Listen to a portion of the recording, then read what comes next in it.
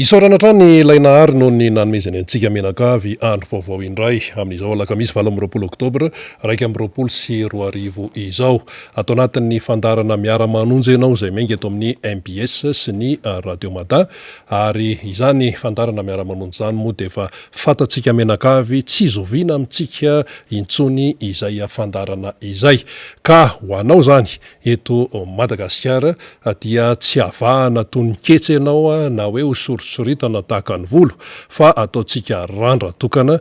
dia mitovy tatana ny dikan'izay dia arahaba tsy misy akanavaka ho antsika eto Madagasikara. Ho anao any andafiny Erika kosa dia arabaina ianao zany toy ny olo mahery ka hiady ianao ahazo fandresena ary hikatsaka amin'ny mahasoa ianao ary dia ahazo ny ambinina sy izay tadiavina ihany koa. Anterina zany ny araba ho antsika mianakavy ary ho anao izay manaraka ny televiziona, ho anao izay manaraka amin'ny alalan'ny onjapeo ny Radio Mada FM 100.8 ny MBS Radio FM 95.4 dia irina mba samy aritra hatramin'ny farany satria zavatra lehibe no hoentina eto amin'ny fandarana izay mahakasika amin'ny fiainantsika mianakavy ihany. Eo ihany koa ianao izay manaraka amin'ny alalan'ny tambajotra tserasera maro isan-karazany. Raha ny endrika ny fandarantsika amin'ny ankapobeny aloha dia hiakatsy hatreto ny olom-boafidy ny député efa tazanao ambadika ao ny député Solombavamokana Madagasikara voafidy tamin'ny alalan'ny Tika Madagasikara teny amin'ny district any Ambohidratrimo Mamy Rabenirina dia hiakatreto ihany koa ny tantsaha ilaza ny fiainany izany tantsaha izany solotena ihany izany hoe tantsaha eto Madagasikara zany miakatra plateau Rakotoasinarivo Tsimbazafy Roger Luc filohan'ny fikambanan'ny tantsaha miafy tena izy any amin'iny faritra loatra iny aty ampitandrefana ny maromaro koa efa mpiakatreto ihany izy fa dia misy indray ny atao hoe fanazava-kevitra sy ny filazana ny zava-misy iainan'ny tantsaha any antoerana sy ny hoe fiainan'ny tantsaha amin'ny ankapobeny eto Madagasikara mihitsy. Eto ihany koa moa namako faniry Razafy Manantany hitondra ny fahamakafakana arakaraky ny fandaminana ao anatiny ity fandarana ity fa dia samy tsara isika mianakavy. Faniry Razafy Manantany. Ny ara dia misaotra ny Rina Rabe Mananjara napiditra tao anatin'izay fidirantsika ho atao anatin'ity miara-manonja ny 20 oktobra ity zay. Misaotra ny teknisiana ihany koa tsika izay miasa amin'izao fotoan'izao ary izay ngamba Rina no anararaotantsika zany mbola hiresana ihany aloha ny amin'ny hoe maro ny fitarainana izay azontsika amin'izao fotoan'izao ny amin'ny hoe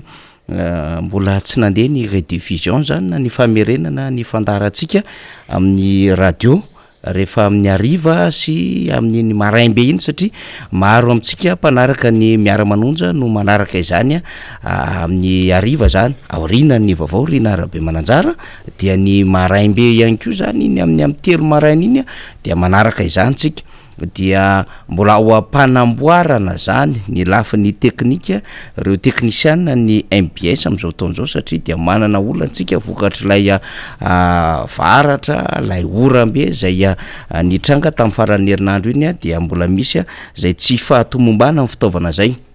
ahafahana zany tena mandefa amin'ny atsakany sy andavany ny fandarantsika zany de eo anatrehan'izany rehetrarehetra izany moa zany de mbola tsy maintsy manao ny fandaminana sy ny fanamboarana reo teknisiana samy afaka hitondrana ny fialantsiny ho antsika menakavy. Arabaina ianareo any amin'ny faritra isika any amin'ny faritany rehetra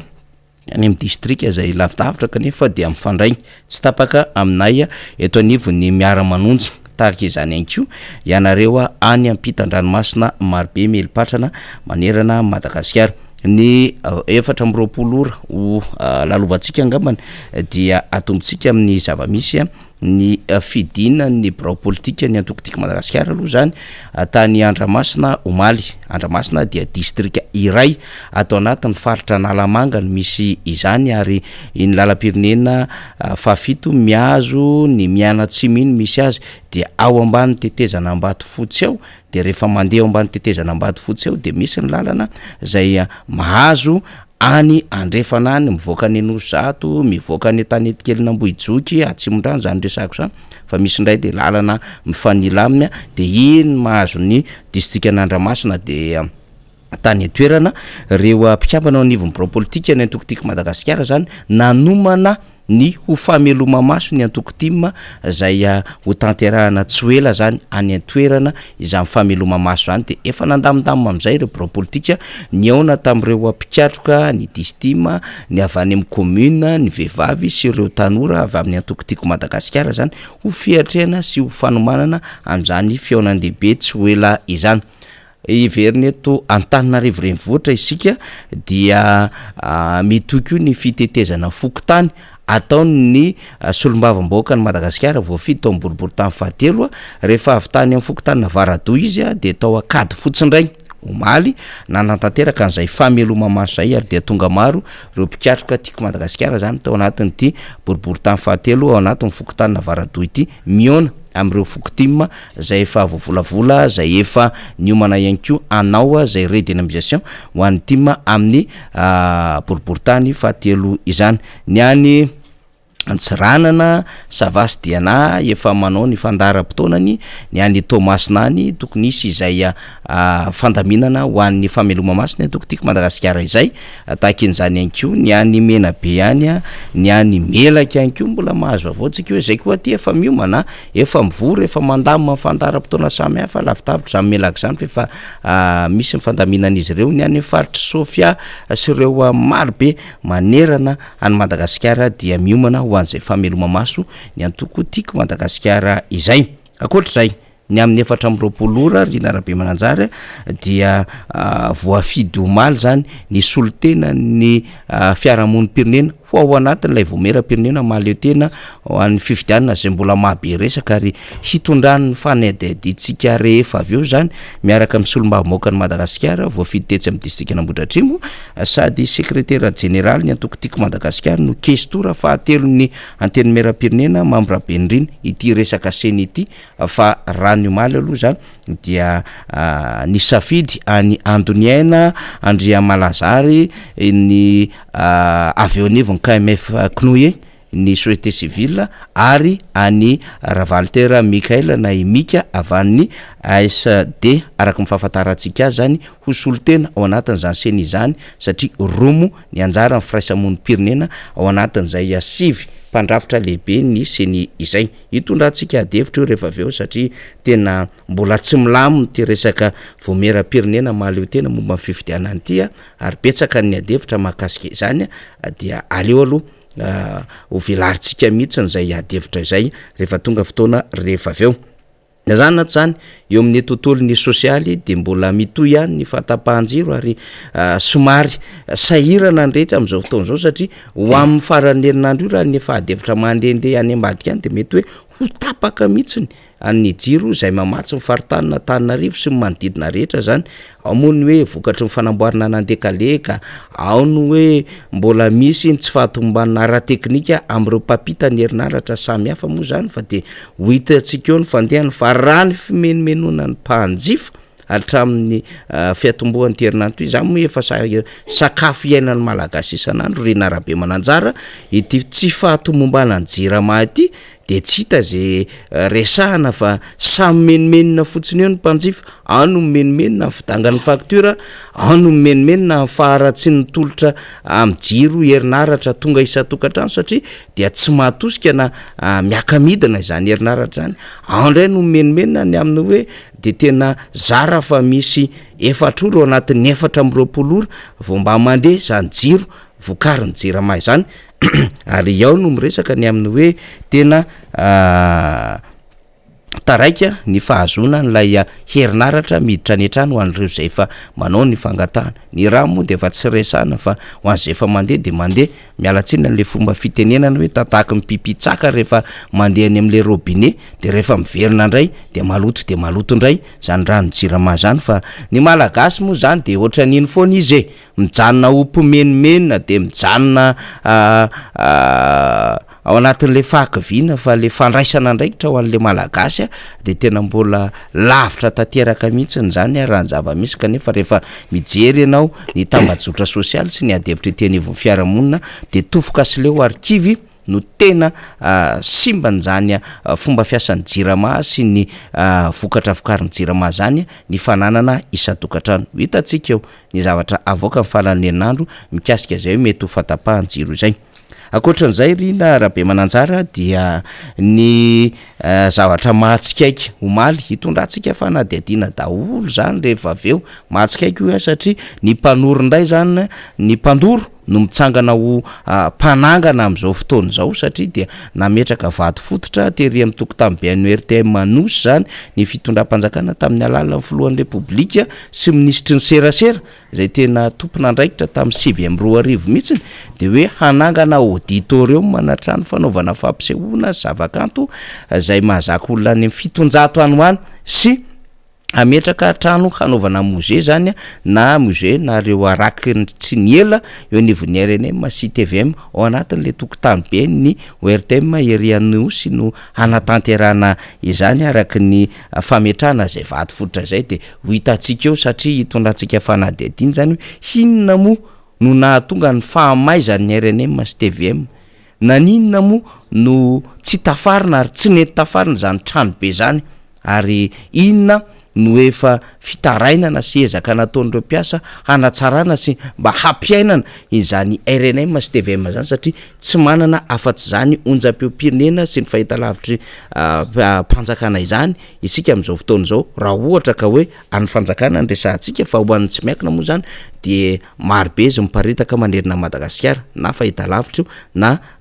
radio tsy miankina zany de ho resahantsika io inona ny antony na maisy na potika ny RNM sy TVM ty dia inona ny endriky ny fikasana amin'izao fotoana izao ho ataon'ny fitondram-panjakana maraparanantsika azy dia maneho ny alahelo nireo mpiasa eo anivon'ny arena kibony tany zany zay fantatra zany satria mo tamin'ny herinandro ambony efa nentsika tao anatin'ny fandarina fa dia nisy fikasana amoka vato sarobidy milanja 527 gramma teny amin'ny seranam-piaramanidiny ivady teny reo vato sarobidy reo dia tsy arak'ilay vidy zay tokony ho vidiny no nambara tamin'izany fotoanandro zany inona mo izy ireo de ao zany gorindon ny safira ny émeraude sy ireo vato zay verina fa manana kalitao amin'ny mahasarobidy azy maromaro dia teratany Sri Lankely no saika amoka izany fa na voasarengitra mpiasa enivon'ny ministeran'ny arena kibony tany izany robe zao ary dia mitaraina sy maneho firaisakina am'ireo mpiasa zay iaran'izany trinjy izany sy iaran'izay tena zavanitranga tamin'ity resaka vato ity ny mpiasa zany enivon'ny ministera ny arena kibony tany eny ary dia anisy ny fivoriana raha ny fantatra araky ny loharambavao zay zahantsika hatrandrana hatramin'ny omaly de mbola mitohy zany fivoriana izany ho fiarametana zany sy ny hoe inona no ataon'izy ireo manoloana natrangan-javatra ohatr'izao satria mahatsiaro tena nanao ny asa ny ara-dalàna reo mpiasa eo anivon'ny ministera ny arena kibony tany zany na tao amin'ny sampana zay manao ny export zany zay manao ihany koa zay fitiliana tony vato sarobidy tony na ny teo anivon'ny laboratoire ihany koa zany dia samy manao an'izay asany ara-dalàna zay fa mety misy tandrevaka tany ambadika tany na mety nisy fananina anak'ilay fisolokiana zay fataony na teratany vahiny zay mamoaka vato tahaka itony dia ho arahantsika ny fivoatran'izay raharaha izay ny amaranantsika azy reny dia hiverina am'izay tsika ny amin'ny fanomananao ny vaovao avany faritra loatra mangory dia mikasa zany ho any amin'ny tapany avaratry ny nosy iny any amin'ny faritra sava ny filohan'ny repoblika manomboka raha pitso raha ny vaovao zay voarahintsika zany ao anatin'izany adevitra lehibe sy adevitra mafonja rehetra izany ka ao anatin'izay Rina Rabe Mananjara dia izy zany ilay fitokanana samy hafa io moa zany de efa mahazatra ny ty fitondram-panjakana ty zay mba vitavita kely anjato metatra eo na kilometatra ray mahery kely eo de asiana kely karazana gazon kely a dia toerana fipetrapetrahana kely a de asiana karazana surface-na wifi na sahala am'zany a de ino no arantiranty handanimbola be ho amin'ny fanjakana zany ka mety isy izay fitokanan-javatra zay fa nefa fantatra aloha zany de hisy ny fitokanana ny avenue de l'émergence Antsambava ty avenue ty zany a de artiste ray roa telo efatra dimy enina fito valo niatrika an'izany ary entrée gratuite misy balle populaire sisy zany no hitranga ny Sambava any ny fijerevana ihany koa ny lalam-pirenena fahaenina zay voalaza zany fa dia efa mandeha zany araky ny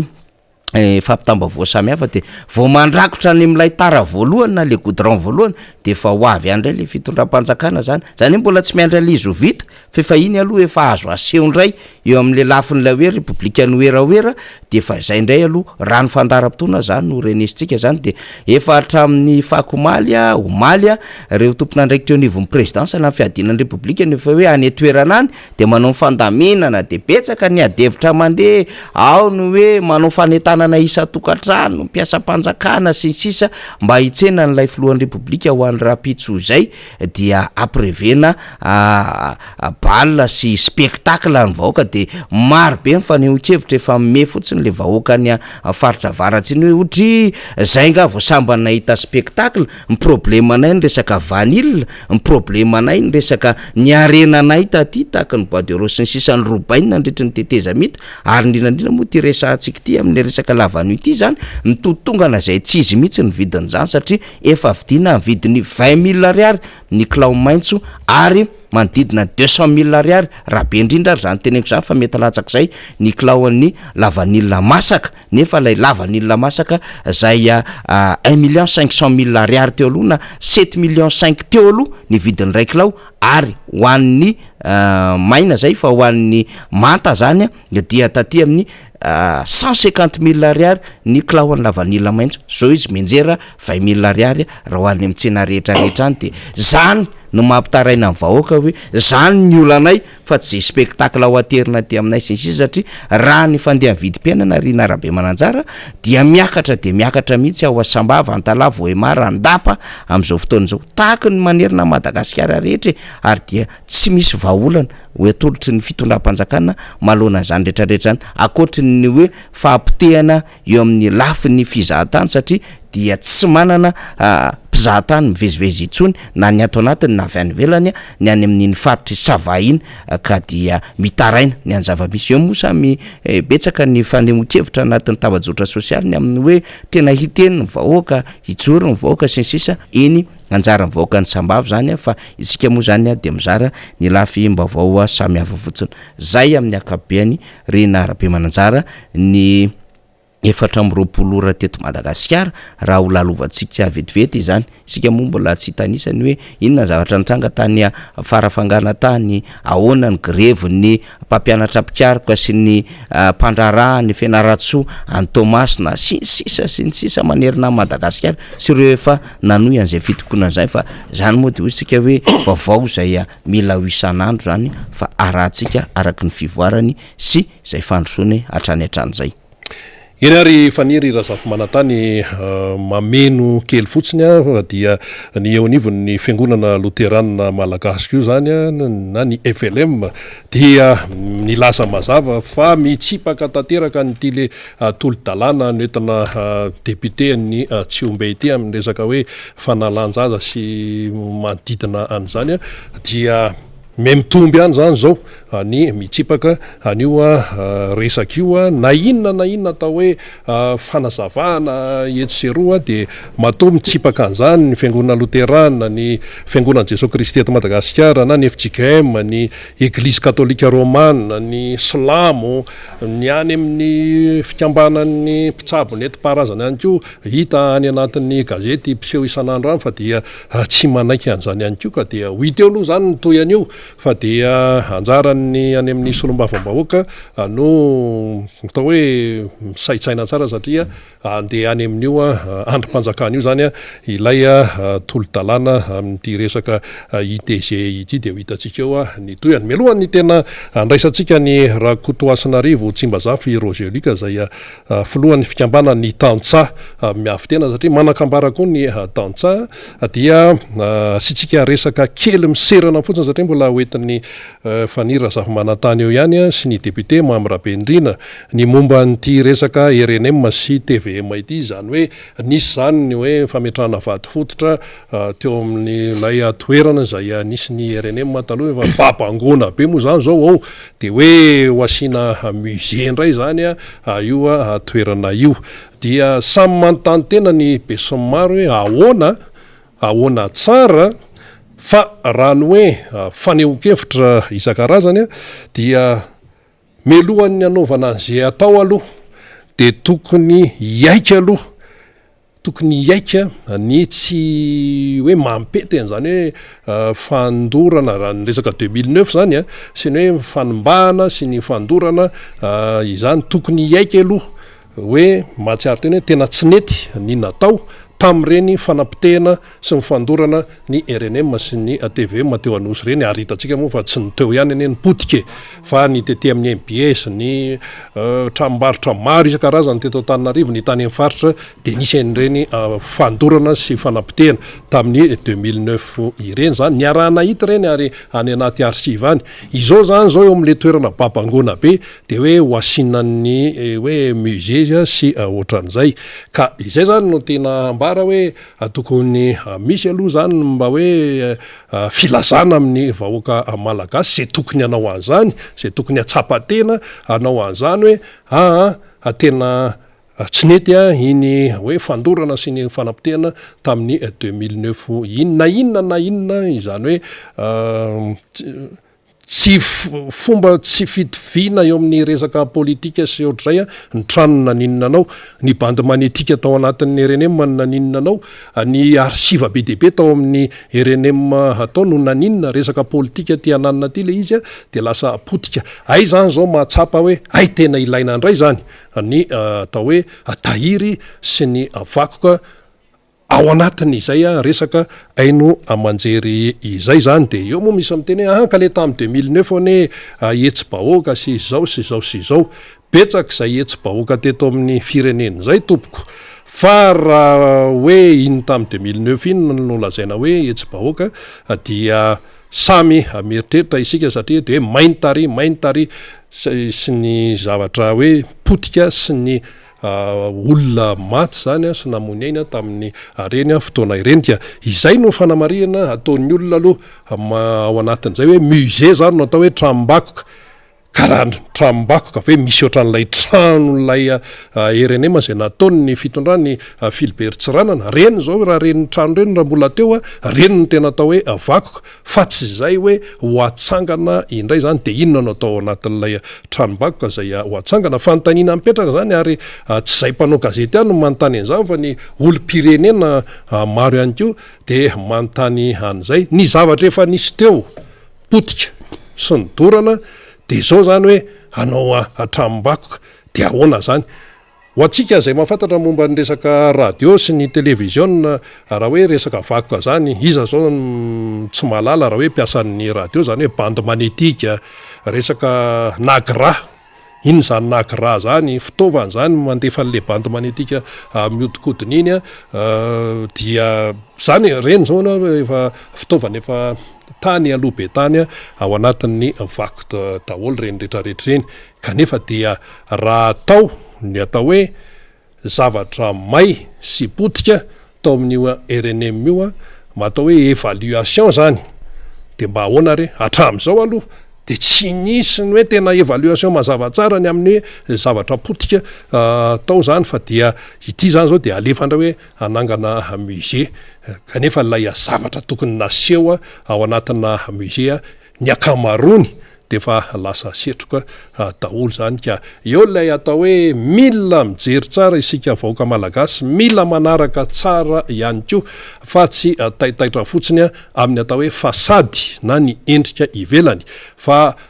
ilaina zany lay fanarahana tsara ny fivoarany toe-draram-pirenena amin'izay itsika tsy hoe andray ambolony fotsiny amin'izay zavatra aseho sy amin'izay zavatra miretirety satria voatahiry daholo eny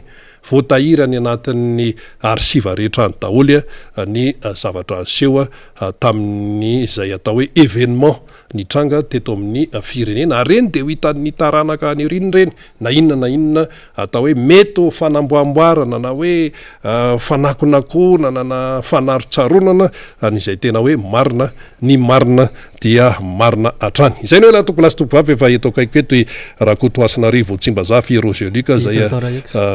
filohan'ny fikambanan'ny tatsa miavy tena fantatsika amin'ny anarana hoe tonton Rayex efa mpitondra famakafakany eto izy dia faly miarabanao tompoko ya dia faly miarabanao Zokorina Rabe Mananjara faly miaraban'ireo teknisianina namana zay mampita ny sary sy ny feo amin'izao fotoana izao ny voalohany teny dia misaotra an'Andriamanitra isika tonga amin'izao fandaharana eto amin'ny miara-manonja izao ary mangasitraka iangany mba ho ambininy amin'ny atao zavatra ataontsika mandrakariva. Ny faharoa dia kopakopa-tanana ho an'ny vahoaka malagasy rehetra tsy ankanavaka eny fa na dia ny mipetraka any avelany ary dia kopakopa-tanana atao kokoa daholo ianareo any an-dafin'ndrika any indrindra fa isika eto Madagasikara mitodika manokana amin'ny vahoaka ny distrika na Parafaravola kopakopa-tanana ho anareo rehetra engany mba haritra hatramin'ny farany ianareo any amin'ny karera mba ho ambininy amin'ny atao avokoa. Zay no ela zay no fampidirana Zokorina Rabe Mananjara fa maromaro no zavatra tiana ho resana eto amin'ity fandaharana ity fa indrisy moa fa voafetra ihany ny fotoana tokony resana sy fampiresana fa nazanona tsy zany dia hoezahana ho fintinina sy le zavatra tena marary ny vahoaka indrindrandrindra fa zany tantsaha zany amin'ny mafolohan'ny tantsahany tena zany hoe tsy de ny faritra loatra ihany no iresahana eto fa ny tantsaha manerana ny Madagasikara mihitsy Zokorina Rabe Mananjara satria manana antsika ireo tantsaha zay namana sy ny ohatra ny any amin'ny Sofia le Makdabara ny any Atsimandrefana ny any Menabe ao Erzalawa Otomatsiatra sy ny sisa misy tantsaha daholo zany rehetrarehetra zany any amin'ny faritra Madagasikara ka ny tena tiako resahana eto Zokorina Rabe Mananjara dia amin'ny masombotro Madagasikara zany faritra loatra zany lemaka loatra zany dia efa mirehatra miena mihitsy zany hoe efa miatra amin'ny akalana mihitsy ny fahantrana sy ny tena tsy fisina ho an'ireo tantsaha madinika reo. Ny zavatra misy manko eto Zokorina Rabe Mananjara dia mba manara-bavao ihany ireo tantsaha madinika reo amin'ny alalan'ity fandaharana ty amin'ny alalan'ny radio maro samihafa fa dia tsy mba manana an'izany hoe eritreritra igrevy zany tsy mba manana an'izany hoe eritreritra isamboaravoara fa tsy mba tahaka ny aty andrenivohitra ohatra hoe migrevy ny CSS satria misy zavatra takina migrevy ny mpianatra misy zavatra ho takina satria misy zavatra marary ao ny syndika maro samihafa anisan'izany ny mpitsabo sy ny sisa fa ireto vahoaka tantsara misy marary azy de ka ao anatin'izay marary zay mihitsy zany ny tantsaha indrindraindrindra hoa iverenako indray mandeha hoe amin'ny mahasombotry ny Madagasikara ny faritra loatra dia latsaka ankaterena zavatra misy any amin'izao fotoana zao Zokorina raha ho misy fianakaviana anankiray mananjanaka 5 dia zara raha misy roa amin'ireo no mianatra ny antony de tsotra le fahefana entina piditra le ankizy any am-pianarana mihitsy ny tsy vita le ray aman-dreny zany hoe lasa miafara amin'ny fitadiavana amin'ny zavatra hoanina androany tadiavina androany hoanina rapitso tadiavina rapitso ka tsy mahefa-tsony zany la efa mividy eo amin'le fianakaviana sy ny ankohonana any amin'ny toerana zay zany le qualité-le vahoaka tantsaha zany hoe efa tena latsaka ao ankaterena mihitsy tsy mba fantatra hoe mba misy mpitondra fanjakana ihany ve manontany tena hoe mbola misy mpitondra ihany ve amin'eto a Madagasikara sady efa manahoana loatra satria mba misy ihany satria fa eo anatin'le vanim-potoana fambolena zany tsika zao Zokorina Rabe Mananjara de misy ihany ireo tantsaha vitsivitsy zay mba manana toerana mandomando mba tonga ny rano satria efa hiditra amin'ny novambra atsika zany zao a efa tonga am'le vanim-potoana ny fambolena na ny hanykotrana zany a na ny vary fa ny mampalahelo sy tena mampiraviravin-tanana an'le vahoaka tantsaha any amin'iny faritra iny indrindra fa ny faritra Ambatondrazaka iny ampitatsinanana iny manomboka avy eo amery mandroso mandra-patonga aty Ambatondrazaka iny manandrefana hatrany Ambomena iny a de na de ny ambiako ary na de mba misy ary zany le tany mandomando hoe mba tonga ny rano sy ny zavatra maro samihafa na ambiako anakatsaka na ambiako anavoanjo na ambiako ana tsaramaso eny fa ny vary moa zany fa tsy resahana ntsony a satria tsy mba namokatra zany zareo tamin'ny heritaona vokatry ny haintany vokatry ny haintany tena ny anjady tamin'iny faritra tsy nanana sy ny faritra andrefana iny a zay tsy lazako hoe faritra loatra manontolo ny haintany Zokorina Rabemananjara tamin'ny heritaona ka am'izao fotoana zao zany mba tonga zany le vanim-potoana ifambolena entina anaremana sy hiavotany tena ndray amin'ity taona mpambolena ty a ny haintany moa zany ny orana mbola tsy avy ihany a zay indrindra ny orana manahoana zao ohatra ny Antananarivo ihany orapiso le nisy farany teo mbola tsisy orana avy ihany loatra am'izao amintsika miteny zao aloha zany hatreto Zokorina Rabemananjara de mbola tsisy orana zany ihany ovina ianao ny tamin'ny fara moa efa ndrondroandro telo andro zao no natongavana teto Antananarivo renivohitra fa de mbola tany ahoana ny situation ny situation moa zany zay fa sairanana miopampana zay mahazo ny vahoaka madinika fa tsara ho atsidiko kely ihany Zokorina Rabemananjara satria mbola misy fotoana iomanany ity fitondrana ty sy ty fanjakana ty a fa tamin'ny fotoanandro ny fitondrana mifandimby teo zay tsy lazaiko hoe tamin'ny fitondran'ny président Marc Ravalomanana rehefa misy ny haintany ohatr' zao na hoe fahatarany orana de efa misy ny conseil des ministres na ny conseil de gouvernement arakaraky ny fandaran'ny technician moa zay sy ny toetrandro fa misy ny fandatsana orana amin'ny alalan'ny pluie artificielle zay zany a efa tsy ndray tsindro zany zavatra zany a nisy tany amin'ny faritra loatra fa am'izao fotoana zao moa zany de antsoavo any zany ny atao amin'ny masolo tena ny tantsahany tontora ekitra zay miteny eto de manao antsoavo aminareo mpitondra fanjakana ary ianareo mpitondra fanjakana ena toerana ne mahafantatra ny zavatra zany fa tsy fantatra hoe manana ny enti-manana anaovana an'izany ve anareo sa tsy manana ny enti-manana anaovana an'izany nefa ny zavatra trangatranga sy ariarianareo raha tsy le aza fotsiny aza ohatra zany baraziny bevava zany lakan-dranony zany efa tototra am'izao Zokorina Rabemananjara ny lakan-drano zany pièce 15 Valle Marianina zany sombotro Madagasikara zany ndrindra fa inandrefana iny mbola averika eto foana zany digina ambotany lava zany efa nisy ihany ny ezaka nataondre mpitondra fanjakana tany atoerana fa tena hatreto aloha Zokorina mbola tsy hitako zay marina am'le izy fa ny zavatra misy fotsiny zany hatreto de le initiative le mpamboly tsirairay zany nefa mandamana paipaikady hoe rehefa tena tsy hanao zany le fanjakana tsy manana ny enti-manana mikasika an'izay de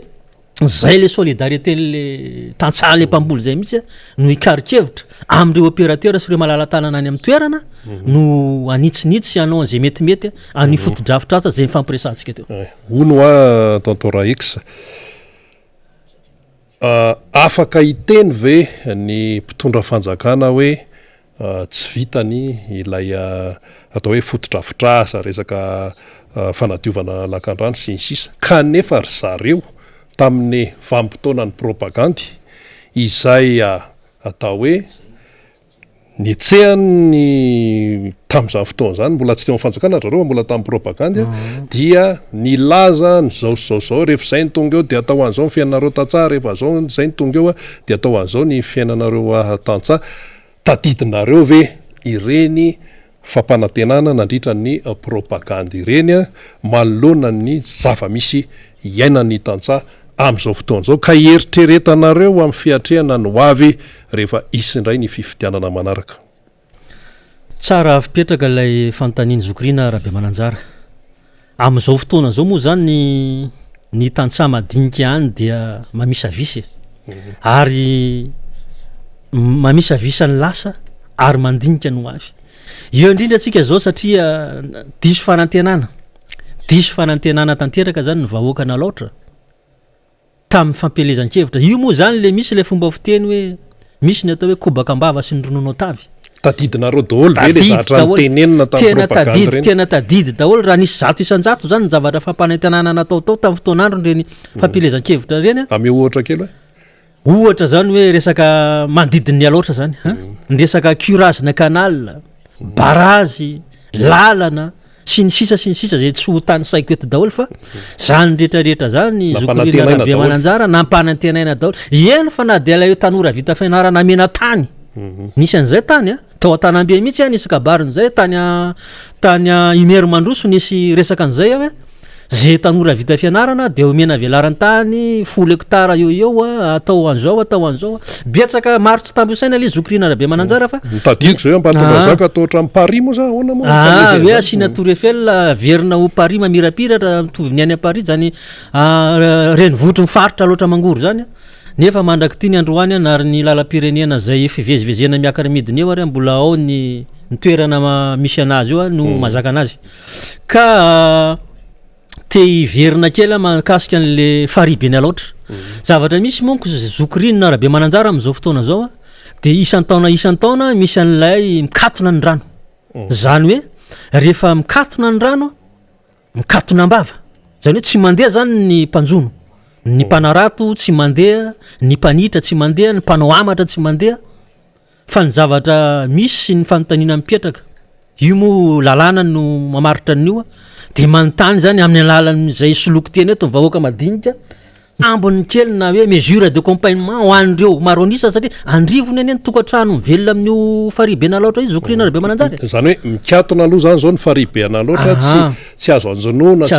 tsy azo hoe ampiasaina amin'ny fivelomana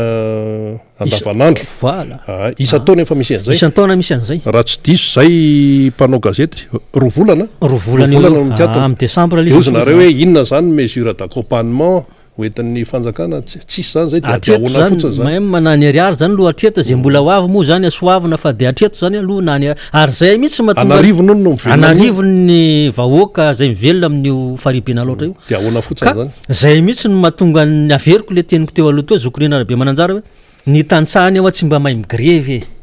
tsy mba mahay hoe midina an-dalambe tsy mba mahay hoe andoro ny bureau-mpanjakana ankaviana bureau-mpanjakana ankavanana fa ny tantsaha am'izao fotoana zao surtout ny tantsaha amin'ny faritra loatra iny Zokorina Rabia Mananjara efa mitsinjo ny rapitso fa ninninona zay zavatra miseho eo ninninona zay zavatra miseho eo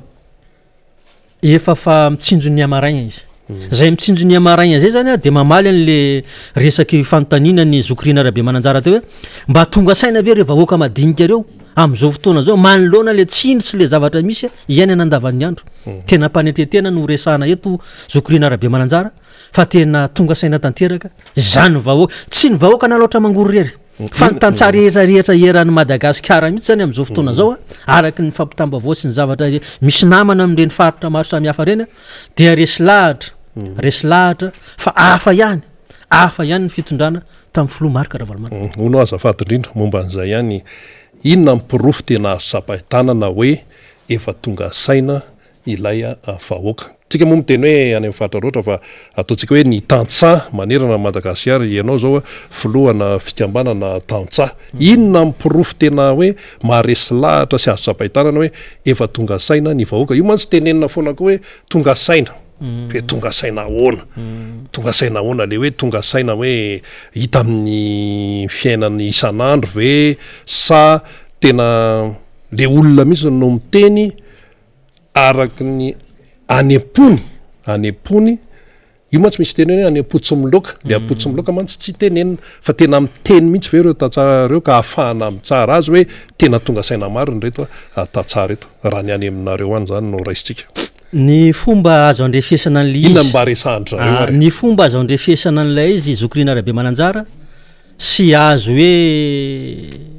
azo iresahana eto hoe pirofo azo tsapaitanana de miainga avy eo amin'le carrière zay nisy tany atoerana io moa zany le averiko foana hoe nisy zany carrière na Bemasoandro na ny carrière nandilana varatra zany any tsy ny olona avy eo amin'ny faritra loatra mangoro any ny olona tonga any fa tena ny foko rehetrarehetra 20 sy ny faritra 320 de ahitana solitena daholo tonga any atoerana ka ny ankamaroan'ireo de pila ravinatra zany hoe le avy any amin'ny faritra tsirairay mihitsy nefa tantsara misy ny avy any Fort Dauphin farany atsimo ny avy any Dego farany avaratra indrindrandrindra ny avy any Mazangasy ny Tamatavy tonga ao daholo ary ny ankamaroan'ireo olona reo zany de mifanerasera amin'ny tena fa ny zavatra resahan'ireo olona reo Zokorina Rabia Mananjara ary ampanetretena ho any no resahana an'izany nanenina zay ozy latsanenina zany hoe diso fanantenana diso fanantenana zany hoe nisy nametraka le fitondram-panjakana am'izao fotoana zao fa ny ao anatin'ny lohany sy ny pirofo zay apetraka reo olona reo zany de hoe ny toko fitaka fa ny ataony ho hita ka io moa zany ny any am-potsy miloka zany ary mitsinjo an'ilay hoe rapitso zay fa raha zao zavatra zao zany zokorina arabe mananjara no mitoya ny fiombahoaka feon'Andriamanitra fa minsy manantena fa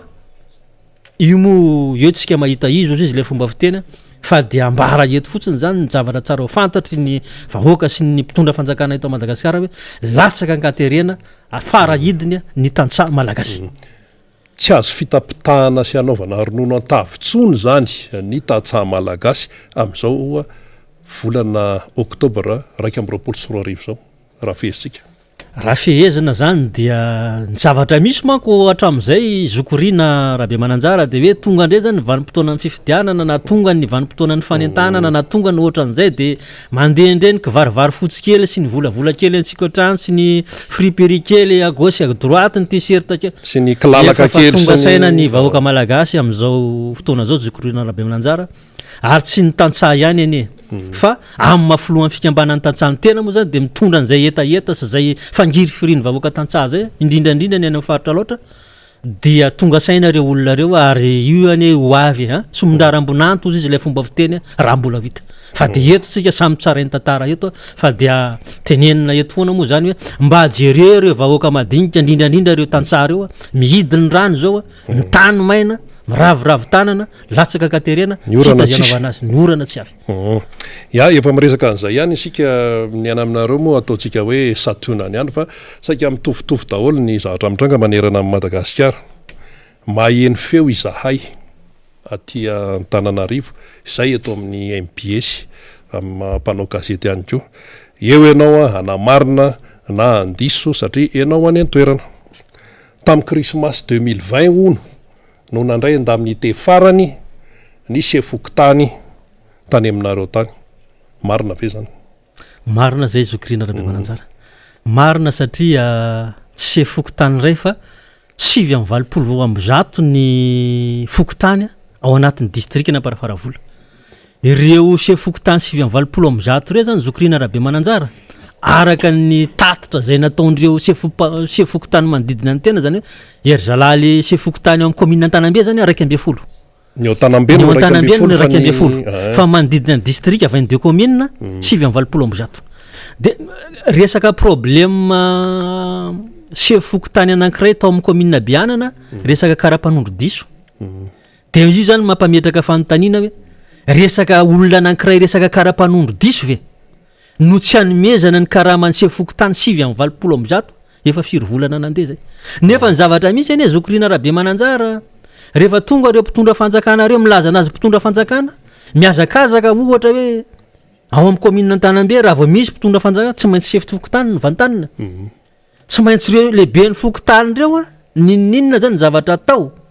tsy maintsy miainga avy amin'ireo sefokotany reo nefa ohatra ny mampalahelo ihany le izy koa zokorina rabe mananjara tsy karama le izy fa ohatra ny andaminy aty zany zio ny filohan'ny fikotany sy ny lefiny no mahazo an'izay entimanana zay sady tsy vola be fa sady tsy vola be le izy ka eto zany de te hitodika aminareo tompona andraikitra makasika an'le karamany sefokotany efa mikaikaiky izy ireo ary tsy mba manana olona ianteherana hitondra ny tatitra izy ireo fa de ny antegna moa zany amin'ny mahasolotena ny tantsahany tegna zay sady tantsaha koa ny akamaroan'le sefokotany ny 20% sefokotany reo de tantsaha piompy mivelona amindranona loatra sy ny tany be somalaka zay zany ny makasika an'reto sefokotany 720 reto zokorina be mananjara io moa zany mifomba fitentsika malagasy hoe atsipy ny tady atandroko ny omby atsipy ny teny ampony malala fa de mba jerevo ranga le karaman'le sefokotany ao amin'ny district na parafaravola fa tena mikaikaika reo sefokotany reo tsy mba afaka amin'ny greve zany tsy mba afaka midina an-dalambe fa aminaina moanjery sy ny miara-manonja ohatran'izao alefanay le tatitra sy ny zavatra misy marina any fotony dikan'izany ve zany tena tsy manana ny lanjany sefokotany fa atao fitaovana fotsiny rehefa propagande misy miteny zany mantsy hatreto atreto aloha arany zavatra misy azo pirofo azo tsapaina tanana zany am'izao fotoana zao de ny tompona andraikitra mpanjakana sy ireo mpitondrany tsy maintsy miainga avy amire daholo ny amena raharaha sy ny amena andraikitra maro samihafa sy ny toromarika sa maro samihafa fa de tegna marary tena marary sy fokotanindreo am'izao fotoana zao zokorina be mananjara re tsy mba hoe misy zavatra atao na hoe ohatran'izay fa de miaina mitovy lenta am'ilay tantsaha eto dia mitodika manokana aminareo commune any Bedidy sy commune Ranomainty Bedidy moa iny andrefana parafaravola Ranomainty ny andrefana Atsimo iny amin'ny farany andrefana tsy hoe modina tsy hita le zavatra ny fampiresantsika tamin'ny fotoanandro fa fantatra de fantatra mihitsy mahazo anareo vahoaka ny Bedidy sy ny Ranomainty raha tsy tia resaka lalana aty zany Bedidy parafaravola zany manko Zikorina Rabe Mananjara manodidididina eo amin'ny 900 kilometatra eo ny lalana makany tena désert zany tena tany lavitra andrina ary ny Ranomainty aty Ambodidrano re mirefy eo amin'ny 500 kilometatra eo raha vao milatsaka ny orana de tsisy lalana eny fa na de ny bisikileta ary atosika na ny bisikileta ary atosika atsipoko tsara mba horeninareo avy na Ranomainty sy Bedidy fa so de lasa bekiby tontora eksa tsy matafita le afatra fa efa ondresana eo moa zany mpitondra fanjakana andrindrandrindra ny eo amin'ny faritra milaza manana ny reto ary misy mihitsy reto agent BDB sy mbola vaovao fitaovana raitra reo mba mahaiza miagosy mba miaiza minégosier amin'ilay mpandra sy ny opérateurana toerana mba ho jerevana kely zany commune Bedidy sy Ranomainty zany fa tena latsaka katerina Zokorina Rabe Mananjara sationan'ny fotsiny moa zany fa ny malasy eritreritra mantsy ao anatin'ny toejavatra tahaka an'izany de ny hoe i Tomasina atao ohatra Miami Ambatondrazaka atao ohatra ny Paris matoa zany teneniny zany de misy vola zany anaovana any zany ka ze andamin'ny tena sefokotany ve de tsy ho voaloha de tsy ho hita nefa ianao etsy ananiny etsy amin'ny teny hoe atao an'izao i Tamatavy atao an'izao i Ambatondrazaka atao an'izao ny Risatsi ho avy ny teleferika nefa karamana sefokotany tsy voaloha ka zay no fanamarian'ny olona tsy misy zavatra foroniny zany fa zavatra iainana isanandro mandeha ny fotoanantsika Andriamato Rakotoasinarivo Tsimbazafy Roger Luc na i Tonton X folohan'ny fikambanan'ny tantsaha miafy tena sady ianao ihany keo folohan'ny RMDM any amin'iny faritra parafaravola iny resaka politika kely raha vao miresaka RDM moa zany de fa politika izay ny zavatra eny ihany keo eny mpanao gazety de hoe misy olona zany tena nafana fo be mihitsy nametraka ny tia fitondrany ty saingy araka ny teneninao tao moa zany hoe tena hoe latsa-panenenana satria voameny letika minambary ny telo isanandro lasa indroa sisa de le anankiray ho vanamangazo sy vomanga de nen'ny sasany lasa indrepandre sisa minambary de le maraina sy ny atoandro na ny maraina sy ny hariva efa mivadika sonde sy vomanga ze so ihany aloha fa misy hoanina fa ny sasany tsy mahita hoanina mihitsy misy amin'ireny ony de ataoko hoe ony aloha satria nareo no any toerana no hoe tena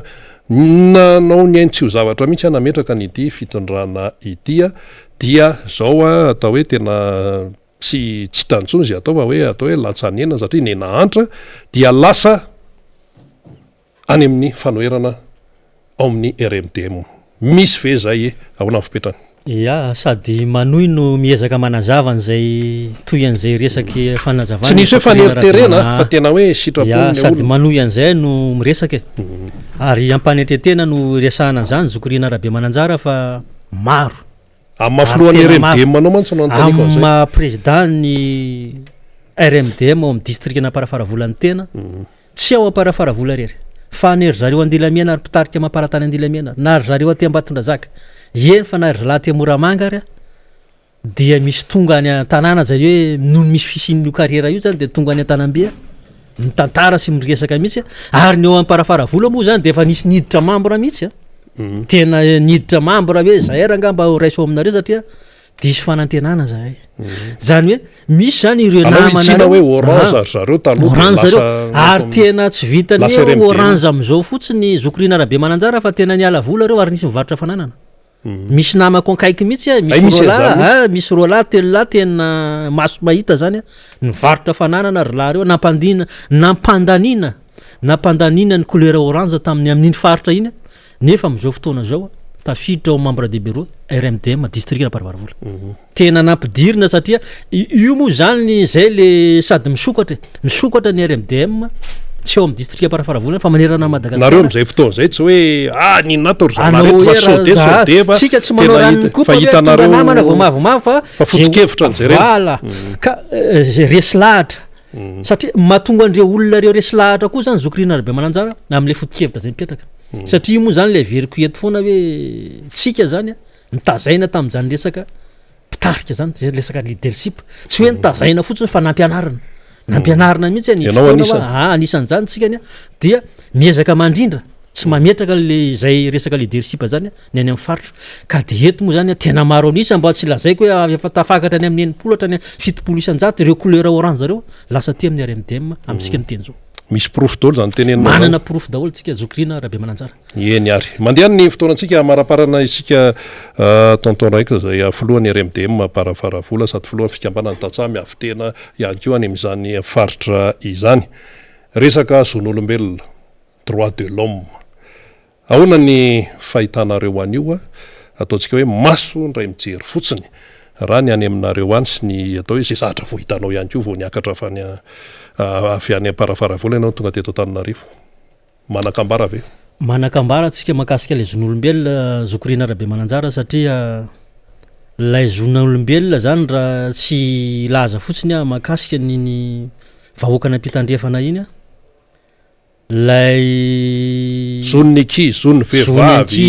vehivavy sy ny amin'ny maha olona ny olona mihitsy zany zon'olombelona amin'ny anisany tena mbola voahitsakitsaka sy tsy voahaja zany amin'ny ankapobeny ny zavatra tena nampalahelo ana Zokrina Rabe Mananjara de hitany masoko mihitsy tamin'izah vao tonga teto Antananarivo zay somary nandalo tao amin'ny Conforama tao tsara lalàna tamin'iny toerana tamin'iny sisin-dalana iny misy andreo mpivarotra zay mivarotra soutien varotra servieta sisa entana madinidinika atao anaty sahafa ambony latabatra kely boritra sy ny sisa dia nisy ny fikoropahana zany hoe misy zany nitsofoka atao magasin jerijery satria mba tonga eto renivohitra ny tena mijery ny zava-misy hoe misy ny entimanana hoe takatry ny entimanana ve sa tsy takatry ny entimanana akory ny atairana Zokrina Rabe Mananjara nivoaka avy eo fa tena koropaka reo vahoaka reo olona maro be reo ary misy ny baby zaza ka misy reny mpianakaviana zay zany sady nitondra ny entany no mibaby zaza vao tafitohana tamin'ny trottoir satria efa nikoropaka de ny olona rehetrarehetra moa zany nikoropaka de ny tena moa zany nampiarina azy izy mibaby zanaka kely sady misikelikely entana midy de hoe fa maninona hoa no koropaka mitsoko ohatr' zao nareo de hoe hoavy ny fivondrona ozy isambotra anay isambotra hoana hoa hoe tsy azo ivarotana ny sisin-dalana ohatran'izao sy ohatran'izao de io zany le droit de l'homme olona mivarotra Zokrina Rabe Mananjara soutien slip kely resaka servieta de samborona le olona tena misy tomobile avy any zany tsy fantako le fandaminana eto moa zany tsy fantako zay fandaminana Antananarivo renivohitra fa le mahazon'olombelona sy zon'ny ankizy zazam-babiana reny tena reny de mangoraka ny tena moa zany Zokrina de mba zay nety manana kely mba namena le hoe ndany ianao mody fa maratra ty mba misy zavatra kely hoentinao mody amelomanao anio zay ohatraohatran'izay moa zany le zavatra hita maso eto an-drenivohitra ka atsipy ihany moa zany amin'izay tompona andraikitra hoe olombelona mitovintsika reo nofo sy ra mihinana hanina sy laoka ho zay ihany aoka mba tokony ifampijery ifampitsinjo amin'ny mazay samy olombelona samy migasy nofo sy ra mampalahelo hoe noho ny fatahorana ilay polisy anaty tomobile avery de mitsoka le reny mpianakaviana voadonany trottoir miankarapoka amin'ny arabe Zokrina Rabe Mananjara. Tsara moa ny manamarika fa i Madagasikara dia anisan'ny firenena nanosiny ny atao hoe droit de l'homme nanosiny ihany koa ny atao hoe fanajana ny zon'ny ankizy maromaro ny atao hoe fanarahana raisam-pirenena zay nanaovan'ny Madagasikara sony ny dika sony tompoka dia engagement zany hoe fanekena ary ampiarina marina amin'ny renivohitra na tanàna naizanaiza dia manana ny fandaminana izy manana ny fomba fitantanana fa na inona toejavatra mitranga dia mila jerena foana ny resaka zon'olombelona eo ny miteny hoe tsy maintsy diovina ny tanàna tsy maintsy alamina ny tanàna tsy maintsy esorina ny mpivarotra amoron-dalana marina zany tsisy mandahan'izany mihitsy fa ny fomba fanatanterana an'la izy a dia tsy tokony atoloantsika fa mbola mipetraka ihany ko io resaka zon'olombelona io na iodiko visika na iodika vanana ary io dia anisany anomeza ny eran'izao tontolo zao noty ny firenena anankiray ny amin'ny hoe manahoana ny fanajana ny zon'olombelona amin'ny lafiny rehetra mihitsy io a ny zazakely mitombirika eto tsy voisa itsony ny vehivavy izay atao hoe hiaran'ny herisetra amin'ny endriny maro ny herisetra rabatana ny herisetra moraly tsy voisa intsony ary eto moa tsy de misy statistika loatra mamoaka an'ireny a toejavatra reny ka io zany tsy tokony hoe amin'ny maso ilany fotsiny no mijery tsy maintsy karakaraina ny fiainan'ny fiarahamonina sy ny sisa sisisa mariny zany tsy maintsy atao ny fanadiovana sy ny sisa amin'ny lafindrehetra mariny zany fa etsen-daniny ihany koa dia mila jerena ny zon'olombelona izay no tena ahafahana milaza hoe fahaizana mitatana tsy hoe mitatana mitanila fa fitantanana ao anatin'ny fijerena ny lafin-javatra maro samihafa indrindra zany atao hoe mahaolona izany amarana azy ary ianao tonton raeksa ameko minitra vitsy amtinanao azy afatra ihany ko ya ny amaranako azy ngamba zokorina rabe mananjara dia todika manokana amin'ny commune zay hipetrahako ao an-tanambe zany ao an-tanambe io zany a misy jiramao misy jiramao a de andalovana nlay jiro avy any androko be zany avy any ampitatsinanana iny avy any aminareo iny mihitsy iny zany a misy jiro efa mandeha amitsika miteny zao a riandrano mitondra anazy a ary antsinanana tsaronena na androko be misy an'izay zany ao ka io moa zany ny jiramao an-tanambe zany ampanetretena no resahana eto zokorina rabe mananjara fa nisy motera zany hoe efa privatisena efa namena vahiny angamba na privé zany ny fitantanana n'lay jiro an-tanambe fa ny zavatra misy zany a amitsika miteny zao telo andro zay zany tsy nandeha io jiramantanabe io moa zany efa fantatra fa motera maty zany motera naterinedra laha tao eto dia ohatrany somareo zany telo andro fotsiny fa ny any amin'ny toerana fa ohatrany somary tombovakivaky any mahazo andreto mpitondra fanjakana zay niaraka nametraka io groupe io tao amin'io tanambe io satria feny de feny mihitsy ny mpitondra fanjakana niaraka tamin'le tompona motera zany nametraka an'io tao an-tanambe tao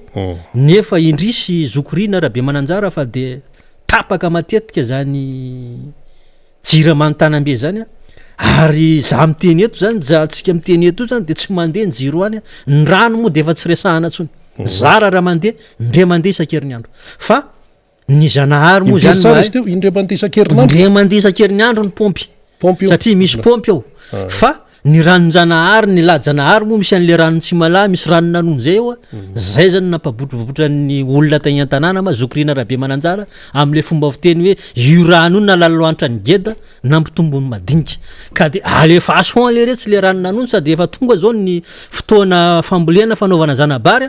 aza vilivilinare miankaviana miankavanana fa karona an-tanimbary ataovy am'izay tokony mamety anazy io moa zany tsy ampy mizara io raha tsy tonga ny latsakorana fa tsinjarao araky ny tokony ho izy ilay rano misy fa ny pompe moa efa tsy mandeha ny rano alefaso hosotrona fa ny jirama moa zany de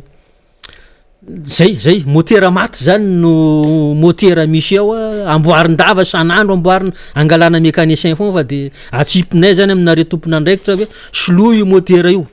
raha mbola tianareo isy jiro zany an-tanambe de solo io motera io na aleo le jiro avy any ampitatsinanana lay mitondra taritin'lay riandrano avy any ampitatsinanana mandalo any avo tsara sy ambody manga io no tonga de fil fotsiny no amfantombiasana amin'io zokorina rabe mananjara io zany tsy mbola misy kajo hoe mbola ho atao an'izao na ho atao an'izao fa ianareo samy tompona andraikitra mifanaraha de aleo moa le jiro zay sady mba moramora kokoa ny vidiny fa ty resaka jiramaty efa zay tianerdra lanaovana anazy ny facture amin'io zokorina rabe mananjara ka hofaranako ny resakoa dia mankasitraka anareo tato mifandraisana indrindrandrindra ianareo technicianna mbola ho avy eto moa ny DPT-nambodratrimo zay anaovana tanana manokana atondra ny fandaharana eto de mankasitraka mankatelina fa de zay resakitsika am'raha teto moa zany ho bangona amin'ny teny anankiray hoe atsipiny tady atandroko ny omby atsipiny teny ampomy malala engany atsika mianakafy sambiny amin'ny atao samy tonga mitanjona zay iriny avy sotra indrindra tompo ya de ianao ihany koa nisaorana nitondran'izay famakavakana sy fitondrana vaovao maro samihafa izay zay ny le tenentsika foana hoe ity firenena malagasy ty dia samy eto isika ary Andriamanitra no nametraka atsika eto Madagasikara. Aloha zay azava tsara mihitsy, Andriamanitra no nametraka atsika eto Madagasikara ary izay hoe fanomezan'Andriamanitra nyty tany mahafinaritra ity izay dia mila karakaraina ka matetika tsika miteny hoe nenareo koa de olana foana ny teneninareo ao, nenareo miara-manonja koa de mitsikera foana no teneninareo ao. Tsotra mivalin'ny hoe fanamarihana tahaka an'izany tsy te hanandratsy izay tompoko, tsy tiany malagasy zany hoe taranaka mbola ho avy zany amantana taningazana eto amin'ity fireneny ity, tsy tiany ray aman-dreny zany hoe zanany na ny zafikely na ny zafiafy na ny zafin-doalika na ny zafim-paladiany izay mbola ho avy no hoe amantana firenena izay tsisy ranontsony, amantana firenena izay tsy misy fotodrafitrasa fa fampitehana no ovataniny eto. Izany no antony tsy maintsy andraisan'ny tsirairay andraikitra manoloana ny zavatra tsy mety ary ny tena tsy mety indrindra de ny fahanginana manoloana ny zavatra tsy mety ao anatin'ny fiarahamonina na ao anatin'ny firenena, na ny resaka sosialy io, na ny resaka toe-karena io, na ny resaka fiaramiasa amin'ny any ivelany io, na ny resaka politika amin'ny ankapobeny io, na ny resaka kolotsaina io sy izay rehetra azo tenenina rehetra rehefa misy tsy mety dia tsy maintsy tenenina satria isika menakavy tsy te hanandratsy ary tsy tiana ihany koa ny hoe ny ratsy na ny hoe ny zavatra atao hoe tsy mampandroso no jerena fotsiny amin'izao afa tsy maintsy raisina ny andraikitra arak'izay zaza ny tsirairay. Fanira zafy manantany efa eto ianao efa vonimboninao ihany koa député Mamy Rabendrina, meko anao indray raha nytoy an'ny fanohizana ny miara-manonja. Ya de misaotra ny mpitarika ny RMDM avy any parafaravola atsika Rina Rabe Mananjara tonton Raex araka ny fahafantarany vahoaka azy any atoerana zany avy any loatra mangoro de miazakazaka mihitsy mitantara amitsika ny vaovao misy any toerana sy izay tsara ho fantatra, misy olona manara-maso ngeny raha-pireneny ary de hoe tsy de tena hoe ny avy any ambanivohitra de tsy mahara-baovao fa tena mahara-baovao mihitsy ny any ambanivohitra, indrindrandrindra mahafinaritra maheno an'le hoe sady mampiasa telefôna mieno écouteur zareo midina any anaty tany any de manaraka mifandarina miara-manonja te alala ny zava-misy eo anivon'ny raha-pirenena amin'ny sehatra nasionaly mihitsy mahafinaritra maheno an'izany satria dia lina ny vahoaka malagasy manara-maso sy manaraka ny zava-misy eto anivon'ny firenentsika zany. Zay ny am'izay fa dia isaorana Rina Rabe Mananjara ihany koa zany ny tondran'izay adevitra rehetrarehetra izay. Androantsika zany tena iresaka manokana mihitsy ny lafin-javatra anankiroa nresantsika tena ray zany dia ny fametrahana ny vato fototra zany anatanterahana an'lay ambaran'izy ireo zany fitondram-panjakana anatin'le vina de hoe modernisation de l'audiovisuel public, zany hoe fanatsarana ifanaraka ny toetrandro ny hainao manjery mpanjakana, zay zany dika zay la modernisation de l'audiovisuel public zany eo anivony ORTM ka ao anatin'izany de hoe hanao auditorium zay efitrano malalaka lehibe zay mahazaka mpijery misa ny 700 ano any ny fitondram-panjakana ny Rianosy zany. Akoatran'izay dia isy zany ny musée ny hainao manjery mpanjakana dia ny lay nitenentsika teo musée de l'audiovisuel public zany. Zay zany ka ny ao anatin'izay musée zay de hoe ny tantara ny hainao manjery mpanjakana hatramin'ny foronany tamin'ny taona 1.700 de raha raisitsika ny 1.700 ka hatramin'izao 1.20 zao dia 90 taona zany ny hainao manjery mpanjakatsika eto Madagasikara zany. De izay ny hitondrany ny adevitra voalohany zay ho resahantsika ihany satria matetika sao de hevery le fitondram-panjakana hoe efa ninana vao manadiny le vahoaka malagasy ka efa ela loatra ny 7.20 dia tsy mahafantatra ny zavatra nitranga ty amin'ny 2.20 dia alolo satria zareo moa zany milaza ao anatin'ilay fanambarana ao anatin'ny pejin'ny filohan'ny repoblika le pejy andrajoela hoe vavolombelon'ny mpisanga sy ny fotoan-dehibe nanamarika ny tantaran'ny firenena ny haino manjery-panjakana de isika koa vavolombelona ny zavatra nitranga teto anivon'ny firenena dia izay ny rosoitsika ny adevitra voalohany rehefa aveo fa efa eto atrano moa zao efa eto akaiko eto nisy olo-mamboaka ny Madagasikara mamrabe indrindra za moa dia rehefa miresaka momba azy dia tsy maintsy miteny kasiketo telo foana anana satria zay tokoa le andraikitra de tsy maintsy tenentsika hoe solo-mavomoaka Madagasikara voafidy tetsy amin'ny distrika Nambotra Atrimo kestora fahatelo ny anteny mera-pirenena ary sekretera jeneraly ny antoko tiako Madagasikara izy zany hoe mpikambana ao anatin'ny bureau politique miarabanao Andriamatoa député Todo Soamantsara indray amin'ity androany fa 20 volana oktobra ity miaraba ntsika rehetra mpiara-miasa eto amin'ny fandarana miara-manonja onao fanira zafimanatany Rina Rabe Mananjara miaraba manokana ny vahiny avy any Aparafaravola filohan'ny RMD-any toerana zay noraisitsika androany teto amin'ity fandarana ity miaraba ny teknisianina ato amin'ny MBS sy Radio Mada zay fototra sy loharano iangan'ny fandarana isan'andro isan'andro fa indrindra miarabantsika rehetra mpanaraka ny fandarana faly de faly tafahoana amintsika indray amin'ity andro ity fampizara vaovao hiara makafaka ny zava-misy eto amin'ny firenena amin'ny akapobeny ny tanjotsika moa de ny mba amerenana amin'ny laoniny an'ity firenentsika ity amerenana azy amin'ny lalana sahazazy fa de tena efa tafahoatra loatra ny zava-misy amin'izao fotoana izao fa isan'andro tsika faniry de mahita zava-baovao foana zay tsy mampilamina nyity firenena ity fa tohatra ny tarika hatrany makany amin'ny lalandiso noho ny totsika mihitsy tonga de mivantana be hoe tsy fahaiza mitantana izay miatra amin'izao fotoana izao eny ary Andriamatoa député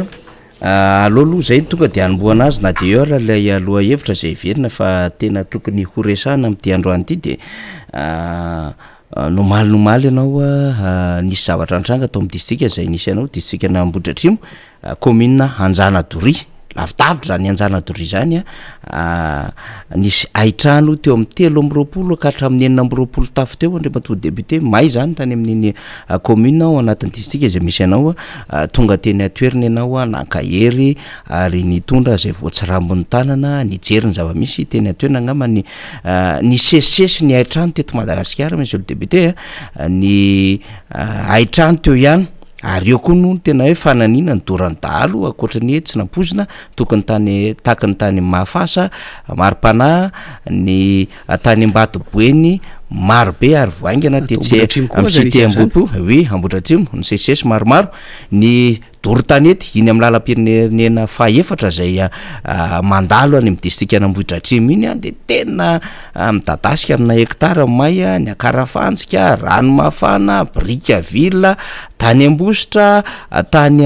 Amorondava maro de maro ny aitrano ny dorotanety sy ny sisa ka monsieur député niveriko angamba fa tsara mba hitondra fanazavana kely ny zavatra antranga atao Ambotra Atrimo indrindra ihany koa tao amin'ilay fandehananao teny Anjanadory satria mihaino antsika amin'izao fotoana zao reo vahoaka ao anatin'ny circonscription électorale zay nahavoafidy anao hitondra ny tenina reo vahoaka zany arak'izany tanàna ny Manakasy na ny amin'ny commune Anjanadory io de niaran'ny loza mahatsiravina tokoa satria aitrano tena faran'izay goavana no nitranga tany andro vitsivitsy lasa zay Anjanadory moa de anisan'ny commune 420 zay mandrafitra ny distrika Nambotra Atrimo sahabo 70 kilometatra miala eo amin'ny renivohitra distrika miala eo tanàna zavatra nitranga de aitrano zay vokatra ny dorotanety nanodidina an'le tanàna ary tena mampalahelo tokoa satria zavatra any amin'ny tsiapoizina mihitsy ny zavatra nitranga ary azo lazaina hoe rava any amin'ny 200 mahery ny tanàna satria raha tanàna amin'ny akapobeny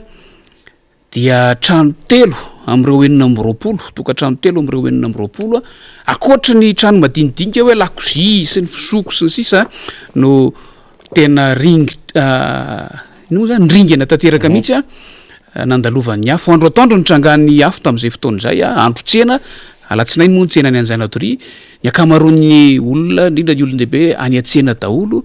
mandeha ny doro tanety ny pitian'ny afo ny tanàna ary le tanàna somary avoavo toerana zany hoe talakilaky rivotra ary tao anatin'ny ora vitsimonja dia zay zavatra nitranga tsy misy afa-tsy trano vitsivitsy anankitelo zay sy ny trano fiangonana ary ny trano vatom-piangonana sisa no mijoro misy tafo ao an-tanàna zay ny fisehoan'ilay loza tany ny namana mpiara-miasa moa de efa nisy mivezivezy tany nandritran'izay andro vitsivitsy zay fa izahay teo anivon'ny distima Ambohidratrimo de nanao antso tolo tanana avy amin'ireo mpiara-monina avy ao anatin'ny distrika mihitsy sy mpiara-miasa indrindraindrindra ary isorana azy ireo zany ao reo olon-tsotra fianakaviana ao reo mpiara-monina fikambanana fa indrindraindrindra ny olom-boafidy tim izay nanolo tanana ho fanampiana sy fiaraha-mizaka ny zavatra mitranga amin'ireo mpiara-monina any amin'io tanànany Manakasina io ary zay no nalehanay tany tamin'ny alatsinainy lasa teo andro tsena ihany koa nitsidika indray mandeha ny tanàna nijery hoe inona ny zavatra mitranga indray amin'izao fotoana izao manahoana ny olona ao de nanatitra ireo voangona tao anatin'izay andro vitsivitsy zay arabaky teny mihitsy io hoe voangona io satria tena nangonony ireo zavatra ireo de naterina tany tamin'ny anaran'ireo mpiara-monina izay nanolotra n'ireo zavatra ireo tany zay tamin'ny alatsinainy nahita hoe niezaka ny olona satria fa manakaiky ny fahavaratra de niezaka manarina azy azo arenina ny trano may moa rehefa ohatran'ireny ny tapan'izay tena akaiky ny tafo zay may iny de tsy maintsy ravana tanteraka satria nanrihatra aza may de efa tsy mitana tsony matetika briky tany ny trano any de niezaka ny olona zany tao anatin'izay andro vitsivitsy aingana de aingana tena nitambatra tao anatina le fokon'olona ray mantolo mihitsy zany nanao asa iombonana dia nanao briky sy nandrava zay azo andravana aloha de hoe nieritreritra hoe anangana zay azo atsangana akanjo tamin'ny farany herinandro iny tsaroantsika efa nisy orana rava tanteraka indray le briky mbola tsy mahina ny sasany mampalahelo le vahoaka any ka ny fankaherina lehanay tany sy araka ny voalaza teo nitondra zay azo nentina mba hifanampiana amin'ny maha-olombelona atsika rehetra sy amin'ny maha-mpiara-monina ao anatin'ny distrikana Ambohidratrimo toy zany ko ireo faritra hafa any amin'ny distrika niresaka ianao teo hoe doro-trano ny asan-dohan-dary oui efa nentiko teto ny zavatra nitranga tany amin'ny commune Ambohimanjaka tany amin'ny commune Varatsena izay lalovan'ny dalo ary zay lalovan'ny de nidorany zay azony dorana zay tena manahirana tokoa fa lasa fomba ratsy miaina ny zavatra iainan'ny faritra tena fatatsika fa niaran'ny asan-dalo nandritry ny taona maro ny distrikana Ambohidratrimo amin'izao fotoana zao ka eto dia maneho hatrany ny fiarahana mizaka ny zava-misy amponina Ambohidratrimo ary mitondra zay azo entina na dia amin'ny fampitana ny afatra ny amin'ny fitadiavana vahaolana ihany aza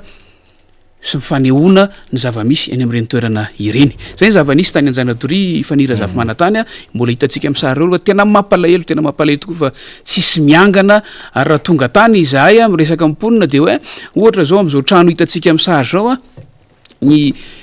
ny hoan'ny misy riana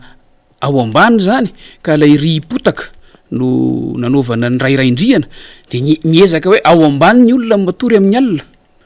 kanefa no nilatsaka le orana lasa zava-doza mitatao eo amboniny olona ray manontolo mihitsy indray le izy satria lasa mivadika ry potaka tanteraka lena indray ilay raindriana ao ambony zany ny ainan'le olona any amin'izao fotoana zao nefa kely ny finoana avitanan'le izy haingana ao anatin'ny fotoana fo eraka nyvoalazako teo efa nisy niezaka ny fandrombonana anaovana briky haingana de haingana mba ahafahana manafo zay azo tafona amerina zay azo averina kanefa tratran'izay oran'izay dia so ihany fa tsy miravoravitanana ny olona ao an-tanàna ny mpiara-monina koa miezaka manampy arak'izay azo atao biby fiopy tsisy may député tamin'io indray mandeha io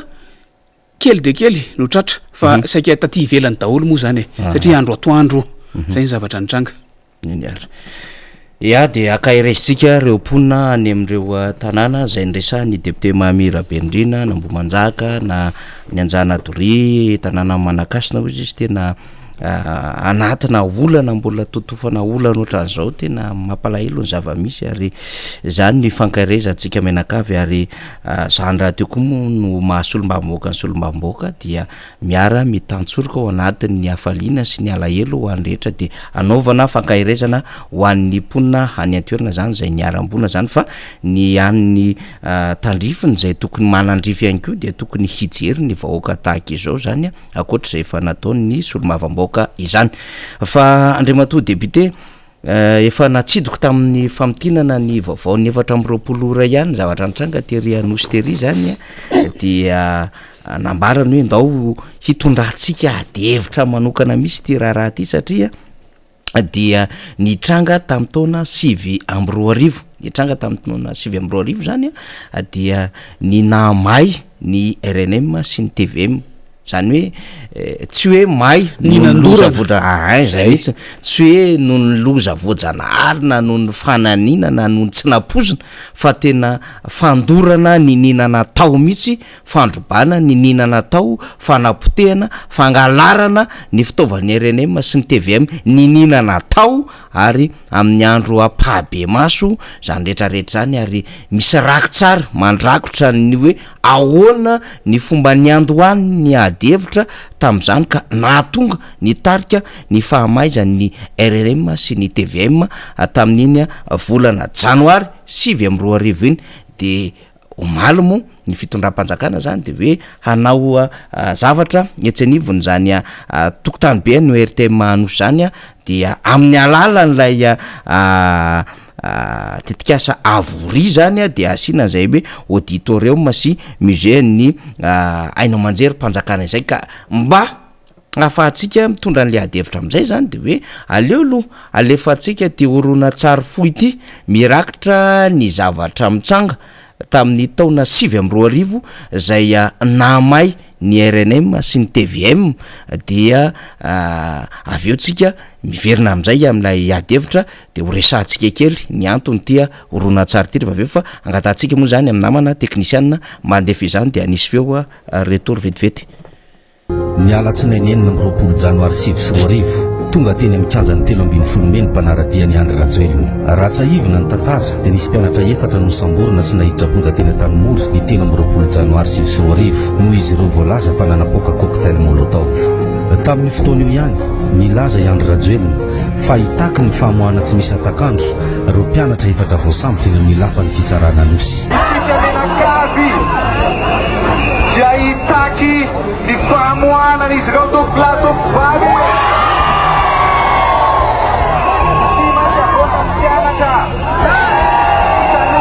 TGV izy ireo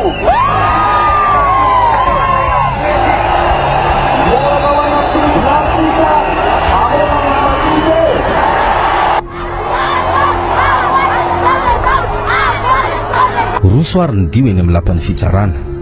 ao nidiavina teo amin'ny lapan'ny fitsarana nefa dia torabaty ny ankefa tamin'ireo mpitandro filaminana ny ambina n'ity toerana ity. Tsy nisy bomba nandatsa-dranomasina iray azy fa fandosirana no nasetrin'ireo mpitandro filaminana amin'ireo pomba ny Andry Rajoelina. Tsy tao amin'ny lapan'ny fitsarana nosy nefa ny mandehanan'izy ireo fa avy hatrany dia atao amin'ny RNM sy TVM. Nidiran'ireo mpandroba ny Aino Manjery pirenena potika sy rava tanteraka tao anatin'ny fotoana fohy ity Aino Manjery hanitokana na enika ny Madagasikara very ny tahiry sarobidy ny rakitra ny tantaram-pirenena nisy hatramin'izay. Izay no rakitsara zany foy zany ny atsika ny tantara n'le hoe inona moa no anton-javatra nahatonga ny fahamaizan'ny RNM sy ny TVM de nambarany zay rakitsara foy zay zany zay isorina zany no navoatahiriny ny rakitsara foy ireny de hoe nisy fihetsiketsehana teo mikanjan'ny 13 Mey zay nitarehana Andriamatoa Andry Rajoelina zay be ny Antananarivo tamin'izany fotoana zany. No ny olana ara-politika nisy teto Madagasikara dia nisy mpianatra zay anosamborona voatazona zany zay voalaza fa nisy zay fikasa fitorana cocktail molotov izay ary dia navoasaringotra ireo mpianatra ireo dia niakatra teny anivondrara teny an'ny fitsarana anosy zany raharaha izany ary ny fanandrify tamin'ny famoreny olona teo amin'ny kianjany 13 Mey zay nataon'ny Andro Rajoelina sy ireo mpiaradia aminy tamin'ny 2022 dia izy iny hitantsika ny kabany hoe ndaotsika hoe ny Anosy hitaka ny fanafana andreo mpianatra fa rehefa tonga teny Anosy ny filaharam-be dia tsy lay fitakina ny teo Anosy tamin'ireo mpianatra no nitranganisy fa avy hatrany dia nisy ny fanafiana ny RNM sy ny TVM tamin'ny fotoanandro io zany hoe rehefa tonga teny Anosy zany teny amin'ny foiben'ny RNM sy TVM teo akaiky ny fitsarana mihitsy satria mifanila metatra ataontsika hoe 5 angamba ny raha be indrindra na 2 ny fitsarana sy ny RNM sy ny TVM Anosy zany dia nisy zay fandrobana izay tamin'ny fotoana io mbola tsy nangataka tsodrano hiala ny toerana Andriamatoa Andry Rajoelina satria raha lay horonan-tsary ny zavatra nitranga tamin'iny taty Andavamamba izy no nangata tsodrano rehefa aveo zay handao am'lay toerana zay nitariany ny vahoaka hoena Anosy zany fa tamin'ny fotoana namain'ny RNM sy TVM io dia tsy lavitra n'izany toerana izany raha ny fandehan'ny tantara tamin'ny taona 2022 dia tafiditra tao amin'ny RNM sy TVM reo andohan'olona marobe nanao fandrobana namotika nandoro nangalatra ny fitaovana rehetra atao amin'izany ainao manjery mpanjakana izany zay voavita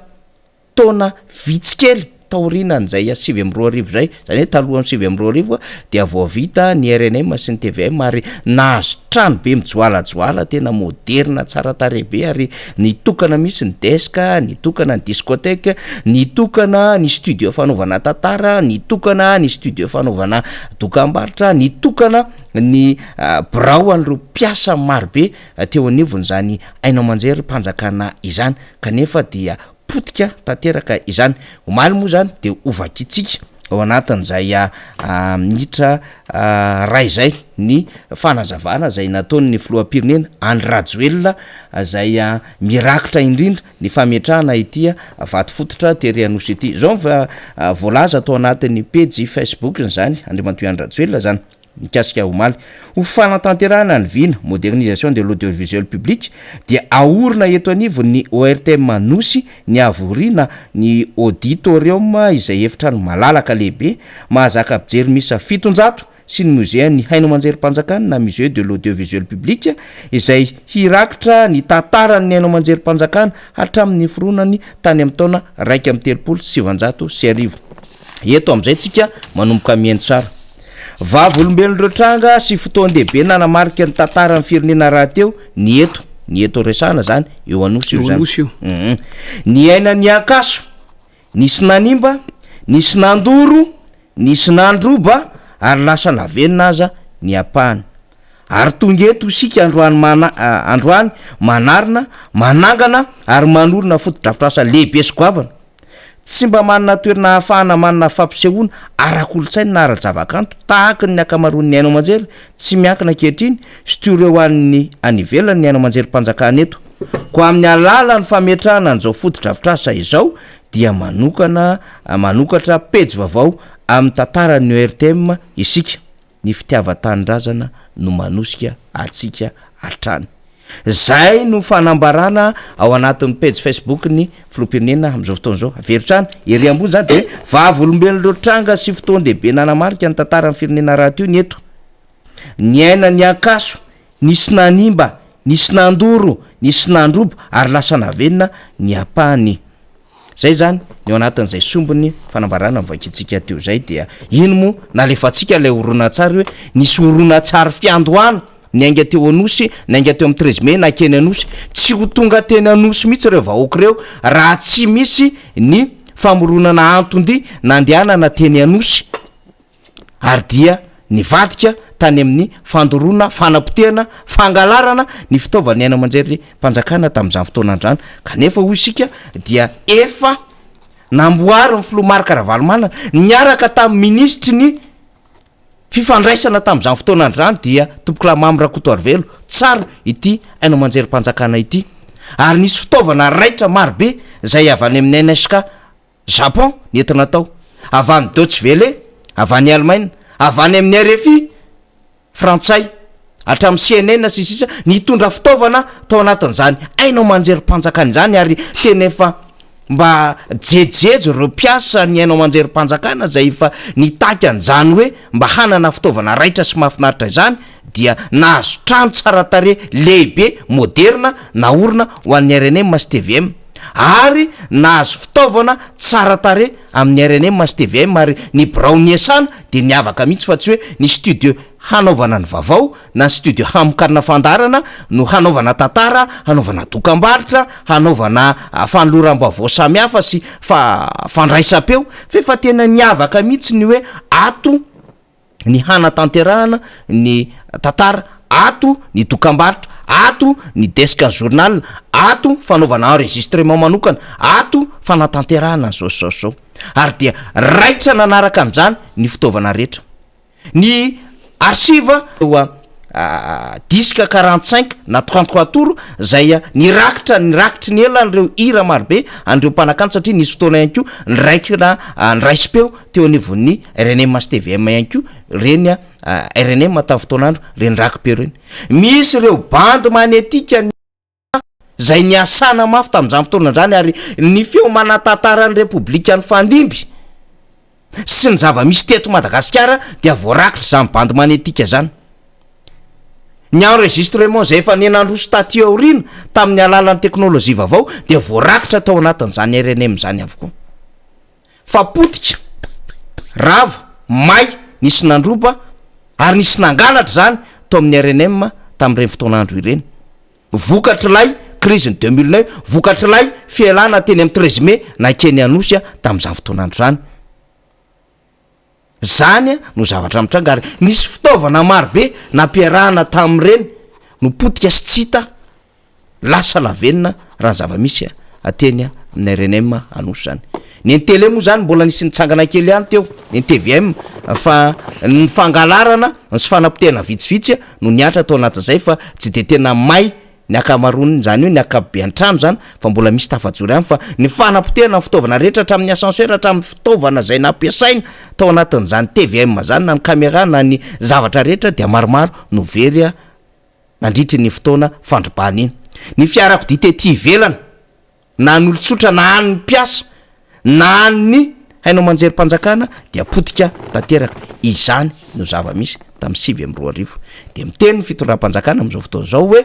hoarenina li satria nisy nanao ankaso nisy nanomba nisy nandoro nisy nandrava sy ny sisa dia anangana auditorium anao musée ny fitondram-panjakana ka asa inona le musée atao ny tantara aloha azo resahana hoe zao ny fomba nitsakana zany RNM zany ohatra na ny TVM radio Tananarivo sy ny sisa de teny Antaninarenina nanaovana azy de ny findratay izy sy ny sisa ohatrohatra zany fa reo rakim-peo rehetrarehetra reo fitaovana rehetrarehetra tokony rakitry ny elo ao anatin'izany musée zany zay nitsanganana nanomboka tany amin'ny 1 ka hatramin'ny 1 aizy zany am'izao fotoana zao zany hoe zay tsy sisa tsy may ve no angonina ao anatin'izay na zay nangalariny sasany ka nikajikajina any ambadibadika any no aranty ho atao musée am'izao fotoana zao fa mbola nana ny vaoaka malagasy trosa ny fitondram-panjakana ao anatin'izany fanapotehana tamin'ny 7 zany zava-misy depute Mambrabendrina raha ohatra ka iniady hevitra sy loha hevitra iray mikasika ny zavatra nitranga teny anosy iny no resahantsika de samigagitsika fanira zava-manatany ny am'ilay fietsika ho atsika ny fanorenana sy ny fananganana mety amintsika fa ilay fotok-hevitra ao ambadika sy ilay tantara nisy zay mbola tsy levony vavony malagasy amin'ny akapobeny no manahirana atsika no mandinika azy satria raha nyresaka teo hoe vavolombelony fisin'ny fandoroana fandravahana sy ny sisa iza mono nanao an'izany ny tantara vao naverintsika teo ny oronan-tsary sy ny oronam-peo izay fototra ny aingiany zavatra nitranga iny izay rehefa diniatsika lalina ny tantara rehetra tamin'izany dia lasa tonga amin'ilay fitenenana malagasy hoe tsy hoe alabika tsy tiako tare fa ory avamanana rehefa nanomboka ny atsara ve ny zava-misy teto Madagasikara raha iresaka ny toekarentsika satria fomba tsika eto mampitany zava-misy nanomboka niakatra niarikaren'ny malagasy, nanomboka nahita ny lalakalehan'ny malagasy teo amin'ny lafiny fiariana, ary teo amin'ny fitantanan-draharam-panjakana nanomboka nazava, nanomboka nisy mangarahara, nanomboka nampiasa fitaovana manara-penitra ataoko anaty farango sosina fa zany ny tena manara-penitra tamin'izany fotoana zany ny tantara ifaniry razafy manatany teo. Ny fitaovana nampiasaina resaka hainao manjery mpanjakana fotsiny resahany eto dia sanatria ho ia teo hoe manao an'ilay fotom-pisainana ory avamanana dia andao potehana, kanefa ny ambadiky izay natao fitaovana politika ihany koa, izany fanapotehana sy fandravana sy fandorana ny fananam-panjakana izay efa niatsara raha ny tantara ny ainan'io ivotoerana anankiray io teto amin'ny firenena no resahana sy jerena. Dia atao fitaovana politika ary tsy nasiana antitra mihitsy ilay fananam-panjakana, tsy nasaina antitra mihitsy ilay fananam-bahoaka fa araky ny voalaza teo izy ihany nge ny teny hoe lasa lavenina fa maninona ny tsy samy teny hoe iza na lasa lavenina azy, dia ny mahatsikaiky ao anatin'le izy dia le hoe anangana tahirim-bakoka ny mono antikatsika ny musée Faniry amin'ny ankapobeny. Izany tahirim-bakoko zany, izany musée zany dia natao hitahirizana ny zava-nisy taloha, natao hanehoana amin'ny taranaka amin'ny fandimby aty aoriana ny tantara nisy tany aloha. Fomba fitenin'ny mpitondra fanjakana amin'izao fotoana izao Faniry le hoe anova tantara. Za moa miteny foana hoe tsisy tantara azovana zany, fa raha te hanoratra tantara vaovao izy dia aleo soratany ihany zay tiano soratana, fa tsisy tantara azovana zany, diso zany hoe manova tantara zany, tsy fananana notion-na tantara mihitsy zany, fa ny tantara tompoko tsy azovaina ary tsy fanova. Ary ny tantara rehetra no tokony apetraka ao anatin'izany musée zany. Lasa sanatria fandatsana le malagasy ve, lasa sanatria fandatsana ny zava-nisy teto Madagasikara ve ny ananganana an'le musée izay raha ny andrasako zao Faniry any ariana any raha vita io osaha ve ny ametraka an'ilay horonan-tsary sy horonam-peo vao nalefantsika teo iny ao anatin'ny tantaran'io toeran'io, zany no atao hoe vakoka mantsy. Tany amin'ny taona 1970 no nanomboka niasa io ivotoeran'io raha nyvoalaza teo. Tokony andeha tsirairay ny tany saininao teo daholo ny zava-misy rehetrarehetra, ny karazana horonana tsary sy horonam-peo zay nisy tao amin'io toerana misy ny radio pirenena malagasy sy ny televizionn'io taty aoriana rehefa avy niala teny Antaninarenina, satria natsangana tamin'ny andro filora Valomanana ny fotodrafitrasa vaovao tao. Dia miandritsika hoe izy ihany no nilaza fa nisy nandoro, nisy nandrava, nisy nanapotika, lasa lavenina. Miandritsika ao anatin'le tantara ny tokony ametrahana an'izay ny atsipiriana zany, tantara tsy azo ovany zany hoa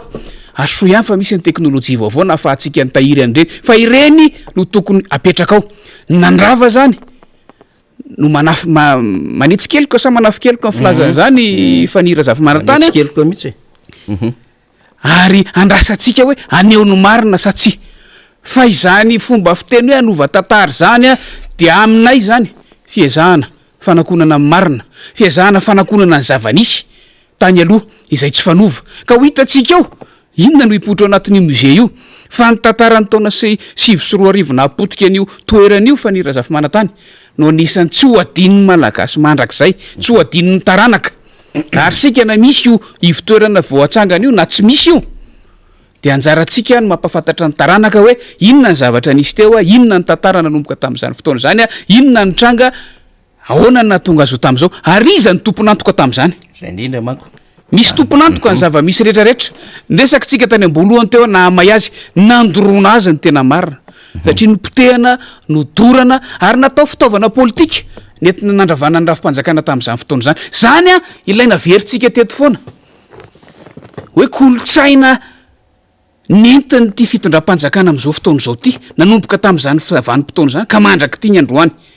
Ny zavatra niainana tamin'izany ny fomba mamoehitra nakana fanjakana tsy tamin'ny endrika ara-demokratika, zany ny kolotsaina nentina. Dia zany ve no ezahana mbola tohizana eto amin'ity firenena ity Faniry? Dia zany ve no ezahana hotakonana ihany koa nefa amin'ny fanetsehan-keloka eto amin'ity firenena ity? Anjarantsika Faniry no miezaka mampiseho marina ary mino tsika any andro any vola alao hipoitra eo io, alao hitsangana eo io, fa am'izany fotoana zany isika no tompony ry faniry isika no mony fanalahidy ny toeran'io ary sika no ametraka ny tantara tena nisy ho toy ny tany aloha apetratsika eo marina iza ny tomponantoka tamin'ny fandravanan'io iza ny tomponantoka tamin'ny fandoranan'io ary iza ny tomponantoka tamin'ny fanaovana ny olona venona tanteraka tamin'izany fotoana zany am'izao fotoana zao izahana takonany zany zahatra rehetrarehetra zany irairaina foana le hoe anovany tantara tsy azo vaina ny tantara mila aseo ny taranaka tiorina rehefa misy ny mpanao gazety vahiny de fa mba afaka nentina teo amin'ny RNM sy TVM tamin'izany fotoanandro zany satria sady nanana trano tsara tare nanana fitaovana raitra ary mbola teo atokotany ny RNM sy TVM misy conteneur mbola feno fitaovana maro be mbola nampidiry ny filoha Marc Ravalomanana sy ny ministre ny fifandraisana tamin'izany fotoanandro zany hoe hanatsarana ny RNM sy TVM any amin'ny faritany rehetra fa mbola niaraka tamin'izany ihany de hoe mbola nataon'ny sasany tantely afadrakotra sy any amin'ny tsilalana zany fitaovana izany zay sisa tsy may zay sisa tsy may zay sisa tsy ny robaina tao anatin'izany fitaovana ny ainao manjerim-panjakan'izany ary reo mpiasa dia marobe no nentina zay nampiofanina tany ampitan-dranomasina tany mba hampitombo ny fahalalana ary zay nitranga tamin'iny de hoe nisy mpiasa iray mihitsy ny teo anivon'ny RNM sy TVM tena ny gogogogo satria tena nandany ny fotoana ny tamin'izany fotoanan'izany mialatsiny manonona ny anarany Ramatoa Janine Rivomalala zay mpanao gazetiny TVM tamin'izany fotoanan'izany tena nalahelo mihitsy ny amin'ny hoe potika zao sisa lizy ary reo mpiasa marobe tao anatin'izany any manjerim-panjakan'izany de hoe tsy ho tafaverina intsony zao zavatra tsara tare zao ary de zay tokoa ny hitantsika eo tena na le fototra ary efa nisoron'izy ireo le fototra na le taty amin'ny toerana nisy ny DIT sy ny sisara dia efa tao anatin'izany fahasimbana izany avokoa ka ny anarenana anyreny de heverina hoe tsy tokony ny fanjakana zay nandroba zay nanao ny fahadsoana tamin'izany ray no hilaza fa ho mpanangana sy ho mpanorona teorina satria raha ny tokony izy mbola trosa raha ny tokony izy manko depute Mambrabe indrindra de hoe tamin'ny fotoana zay nitondran'izy ireo vahoaka teny anosy ny nahasimba n'izany toeran'izany ary anisany nandrobana satria de hoe tsisy ny demokrasia sy ny sisa ohatrohatran'izany fa raha ny tokony izy zany fanjakana tsy tokony hampiasa volam-panjakana amin'ity zavatra eritreretina atao ty io mbola tsy io mihitsy ny eritreretina fa hoe ahoana no amoahan'izy ireo volam-paosy satria noho ny zavatra nataon'izy ireo na potika na may any RNM sy TVM de tsy mila mikitika volam-panjakana fa volany paosin'izy ireo ary mitondra fitaovan'izy ireo fa tsy ireo namotika indray zany mako de fomba fiady makiavelika ihany zany hoe zay namotika no hitsangana ame vahaolana hanangana aty aorina mba tsy rariny zany ary mba tsy mety zany de inona le mozetiny eo inona le zavatra raky tsara raky peo sy ny sisa hoetiny eo nefa efa nidorana efa mpitehana efa ndrobaina efa nangalarina de tsy menatra mipetraka sy mijoro teo amin'ny toeran'io ve ho maly ny tompona andraiky mpanjakana zay avy amin'izy ireo na tonga ny fahampitehany RNM sy TVM de raha miresaka auditorium ay moa ilaina ihany ray le auditorium fa fanandrifo tamin'iny fotoana iny nge no namaizana sy nanapitehana ny magro teria akoron-drano zay nisy auditorium teny tompoko marina fa tsy an'ny fanjakana le auditorium fa zao efa mba nanana fomba fijery tamin'izany fotoana zany hoe mba hahafahana mba manao fampisehoana na iza mba hanao fampisehoana am'izany na hanao hetsika ara-javakanto de zao moa zany io moa ohatra le tsy mila omby vavy be ronono any depute Mambrabe nina de manafatra omby vavy be ronono ndray am'izao fotoana zao avy namotika auditorium ny hafa de manangana auditorium ndray am'izao fotoana zao zay nge ny teny tsy atao be sy le fanomban-javatra fa manjary lay fomba fijoro sy fitsanganana manahirana anatin'izao raharaha zao raha izy ka mbola misy anam-pina depute Mambrabe indrindra alohan'ny ivadiantsika amin'ny adevitra momba anseny am'ty raharaha anankiray ity fa de ty moa zany samy ho tsara ny tantara eto ary mintsika fa tsy inona vao manadiny mihitsy mivoaka malagasy ka tsy atsiaro ny zavatra mitranga fa reny oronam-peo orona tsarina lefatsika reny aloha zany de angatantsika le fanjakana na isika amin'ny fotoanandro de osika hoe ampidirina ao anatin'lay musée reny hoe tahaky zao ny fomba napotika sy namay an'lay RNM sy TVM tamin'ny 7 araka voalazako teo faniry mihitsika efa tsika no apiditra an'izany eo mihitsika efa tsika no apiditra an'izany eo efa ho avy ny fotoana vita somatsara zany zavatra zany fantatsika koa nge nefa fomba fiasa ny fitondram-panjakana am'izao fotoana zao hoe ny zavatra vita atreto miala tsiny afaniry fa ohatrany hoe miodina resakafa indray izy ty ny zavatra vita sy tokana hatreto a de mivary mangatsika tany aloha ny betsaka fa ny zavatra nananganana nanaovana ino ty izy vato fehizoro a ny zavatra nanaovana drafitra fanatanterahana raha tato anatin'ny roa taona sy tapany de tsy tazana mihitsy hoe aiza sy aiza na ho an'io ministera io fotsiny aza raha tsy diso afaniry ilay trano be aty amorona nosy anatin'ny faritra Ambotsoroatra mbola tetikasa tao anatin'io ministera io izay voankeo maraina zao no nandalo teny fa tena mangina tanteraka ao tsy hitanao hoe atao inona fa de natao ao fotsiny nandaninan'io voly io a tsy tonga hatramin'ny farany fatavela ao dia sanatry mivava ave izao tetikasa izay anaovana vato fehizoro zao izay somary manahirana ihany mijery hoe nisy fotoana ny teny tamin'ny faniry hoe ndao anangona hoe vato fehizoro natsangana manomboka tamin'ireny etanol le lalany fanorenana ry sisy de hijerytsika hoe nanaova averintsika eto ny sary nanaovana nyreny fety be tamin'ny fametrahana vato fehizoro reny dia apetratsika ny fepotona lany tao anatin'izay fotoana zay a de avoakatsika ny sary am'izao fotoana zao hoe takinina miandrotsika efaniry a fa apetratsika zay tantara zay averintsika fa ny tantara tsy azo ovaina fa hotehirizitsika ny tena marina ho fantatry ny taranaka ny fandimby iny ary tsika rehetra de afaka miresaka nyzany raha zany araka ny fomba fahitantsika satria tsy hay voakosika iny na inona resahana reny ny zava-misy a reny na tonga fahamaizana fahampitehany la ianao manjery mpanjakana ary mbola mampalahelo ny mpiasa am'izao fotoana zao hoe ho tafaverina ve reny zavatra tsara tare reny tena efa hoe tena nananana fierté mihitsy zany hoe mpiasa ny RNM sy TVM teo koa le hoe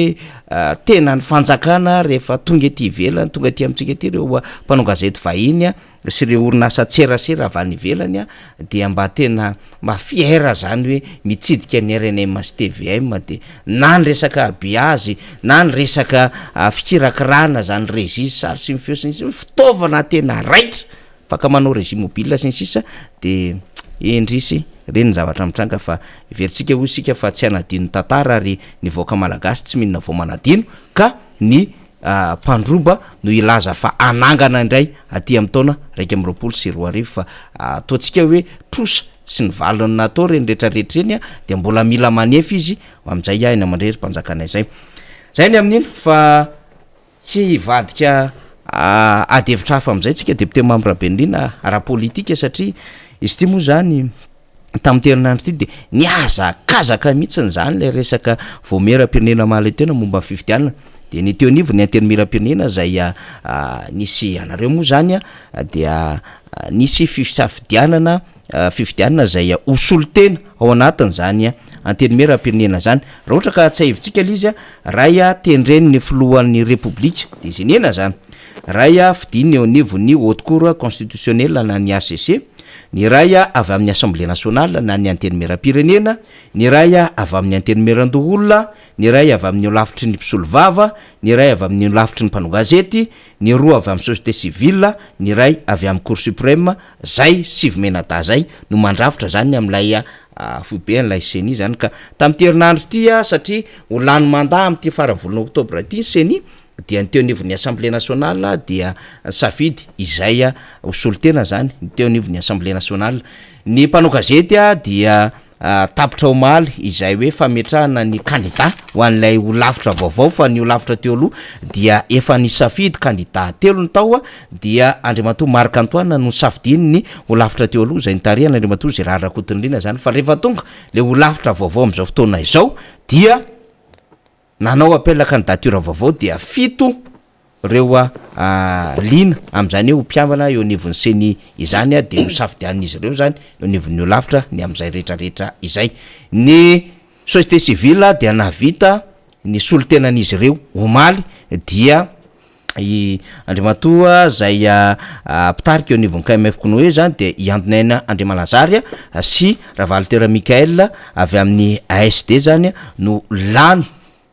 ho an'ny fiarahamonina pirenena zany ny ACC mbola andrasana ny PRM zay anolotra ny solotena mbola andrasana ny Sénat de ho amin'ny sabotsy zao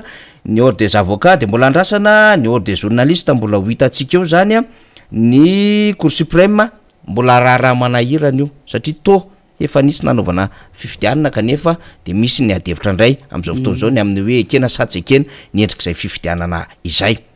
Eo zany ny aviny ny adevitra, ilaina sa tsy ilaina ny seny, olona soloana olona ve no olana ty fifidianana eto Madagasikara ity, sa tena misy olana fototra mihitsiny ao anatin'ny ty raharaha-pifidianana ity ka nahatonga zao fahampitehany firenena sy fisavoritana ara-politika izao, satria fifidianana tereko masaka tamin'ny 2024 2024 no niainany malagasy de nde mipotra tsikelikely taty aorina ny tsy fahatombana zay nambara filoha-lefitry ny seny hoe misy ny doublon, ary nambara ny James Aratsima Omaliny hoe efa miaiky le teo anivo ny filohan'ny ACC fa tena misy tokoa le tsy fahatombana fa gérer crise no ny anton-javatra samy hafa dia tsy maintsy reny ny endriky ny voka-pifidianana. Mbola hanohy an'izany lalany zany ve tsika sa tsy maintsy hiditra amina adevitra vaovao ahafahana manadio sy manatsara ny tokotany rehefa hiditra ao anaty trano. Zany député Mamy Rapendrina no hatongavany adevitsika am'ty androany ity mikasika ity seny ity raha ny vaovao samy hafa zany voaraintsika am'izao fotoana zao. Efa ray volana teo tsika zay faniry no niantsoantso teto ny momba n'io resaka seny io satria samy mahalala tsika araka ny namafisinao teo a fa am'ty farany herinandro ty am'ty farany volana oktobra ity no ho lany andro zay ngamba ny teny mahalaza azy a ho tapitrandro tapitra ny fepotona iasan'ireo mpikambana perinasa ao anatin'io vaomera mahaly eo tena misahana fifidianana io. Ho ianao teo ilaina sa tsy ilaina ny seny, ny fifidianana no anisan'ny fototra anankiray iangan'ny demokrasia amin'ny firenena republikanina rehetra eran-tany fa tsy eto Madagasikara ihany fa amin'ny firenena maro matetika ary indrindra teto Madagasikara de io fifidianana zay everina ho fototra ny demokrasia io no miteraka olana foana faniry eo amin'ny fiainan'ny firenena indrindra amin'ny lafin'ny politika satria mamiteraka tsy fitovikevitra foana io, miteraka fisaraham-bazana foana io ary miteraka fisarahana sy ankolafy maro eo amin'ny fitantanana amin'ny firenena foana io. Ny antony de satria tsy hitoviana ny fomba fijery indrindra ny vokatra ateraky ny fifidianana, vokatry ny fifidianana rehefa avy miatrika ny fifidianana ka samy milaza ny fanamariany tsirairay avy. Tadiditsika tsara ny tantara faniry fa taloha de ministera ny ato-tany no misahana ny resaka fifidianana ary ngamba ho atsika fa mahatsiaro an'izany de mahatsiaro tam'izany nalaza ilay hoe trano boriborin'ny ministera ny ato-tany izay fikirakirana ny fifidianana indrindra mandritra ny ilay andro vitsivitsy mialoha sy mandra-pivoaka ny mialoha fifidianana sy mandra-pivoaka ny voka-pifidianana farany le hoe efa voaray eo amin'ny trano boribory ministera ny ato-tany avariananina sy ny sisa sy ny sisa. Ny ministera ny ato-tany foana hatram'izay a no tomponantoka voalohany, tomponandraikitra voalohany amin'ny resaka fifidianana. Fa rehefa taty aoriana ny mpisehatra ara-politika rehetra nahita ary saika fironana eran-tany moa zany dia resy lahatra hoe tokony hisy rafitra mahaleo tena anankiray mikarakara ny fifidianana eto Madagasikara. Rafitra mahaleo tena satria ny ministera amin'ny maha ministera azy de raha tsy mangaika ny gouvernemanta ary ny gouvernemanta amin'ny maha gouvernemanta azy a de fehezin'ny filoha ny mpanatanteraka sy ny lehibe voalohan'ny mpanatanteraka zany hoe filohan'ny repoblika ary filohan'ny repoblika moa filohan'ny repoblika azy manana ny firehany ara-politika. Dikan'izay a tsapa tao anatin'ny taona maro ampolo taonany maro ny tsy fisin'ny fangararana ny tsy fisin'ny ino ty izy fahaleovatena ireo ekipa ao anivon'ny ministeran'ny ato-tany izay natokana tam'izany fotoana zany a ikirakirany fifidianana ary toy izany ihany koa ny rafi-pitsarana natao isahana ny ady amin'io fifidianana io de natsangana ny vaomera mahaleo tena misahana ny fifidianana tamin'ny andro tetezamita le nataontsika hoe senita senité oziny olona sasany mba hampazavazava kokoa azy io zany a netitsika niatrika amin'ny fifidianana taoriny teteza mita farany teo a niditra tamin'ny repoblika fahaefatra ary rehefa tonga ny repoblika fahaefatra ny vanimpotoana voalohany ny esana tamin'ny repoblika fahaefatra dia tsy maintsy no avaozina ny lalàna amin'ny fe anio vaomiera manokana amisahana fifidianana io mba hanaraka ny toetrandro satria efa tsy teteza mita tsony ny vanimpotoana ny ainana tamin'izany rehefa repoblika fahaefatra dia nisy ny lalàna navoaka ny lalàna fa 5 aotra roapolo tamin'ny fa 7 oktobra taona 5 io zany mametra ny fametrahana ny rafitra vaomiera mahaleo tena misahana ny fifidianana izay manapitra fiam-potoana fiasany amin'ity herinandro ity de io nisy naveriko eto amby efa nilazaiko teto foana hatramin'izay a misy ny didi-panjakana fampiarana io lalàna io zay mivoaka ny apitson'io ihany mitondra ny larina fa 5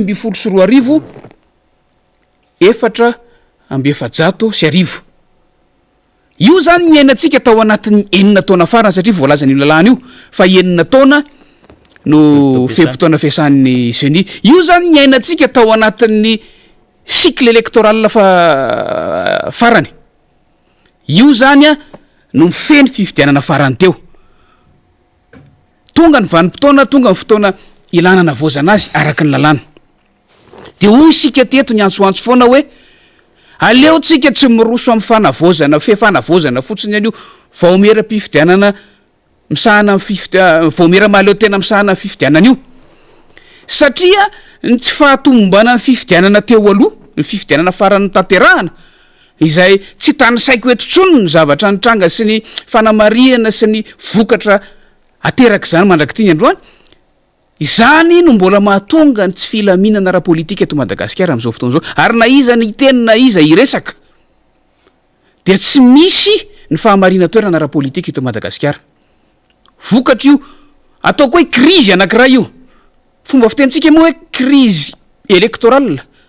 na hoe krizy aorian'ny fifidianana ny mahazatra ny maro a ny krizy électorale de mipoitra amin'ny alalan'ny rotaka mipoitra amin'ny alalan'ny fiatsiam-bahoaka sy ny sisa fa na tsy nisy ary zany a misy ny krizy électorale tamin'ny vokatra ny cycle électoral farany teo a satria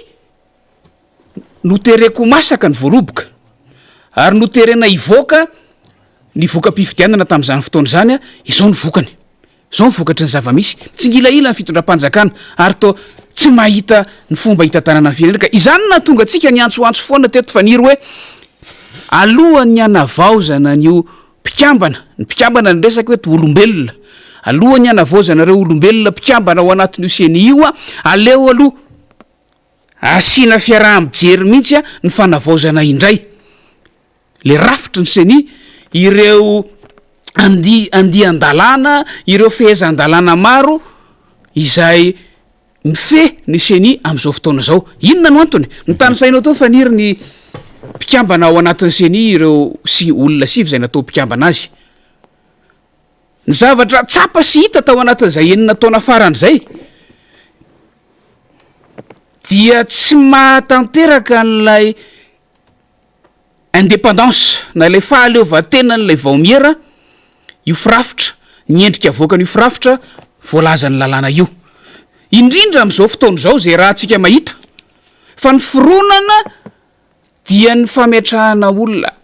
ataoko hoe anterisetra mihitsy a amin'ny fomba rehetra mpanohana ny fitondram-panjakana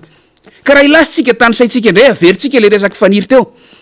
solo tena ny filohan'ny repoblika mazava ho azy zany tsy asiana ady-hevitra avy aminy zany tsy afaky ny anohitra azy mihitsy zany ary tsy afaky ny resaka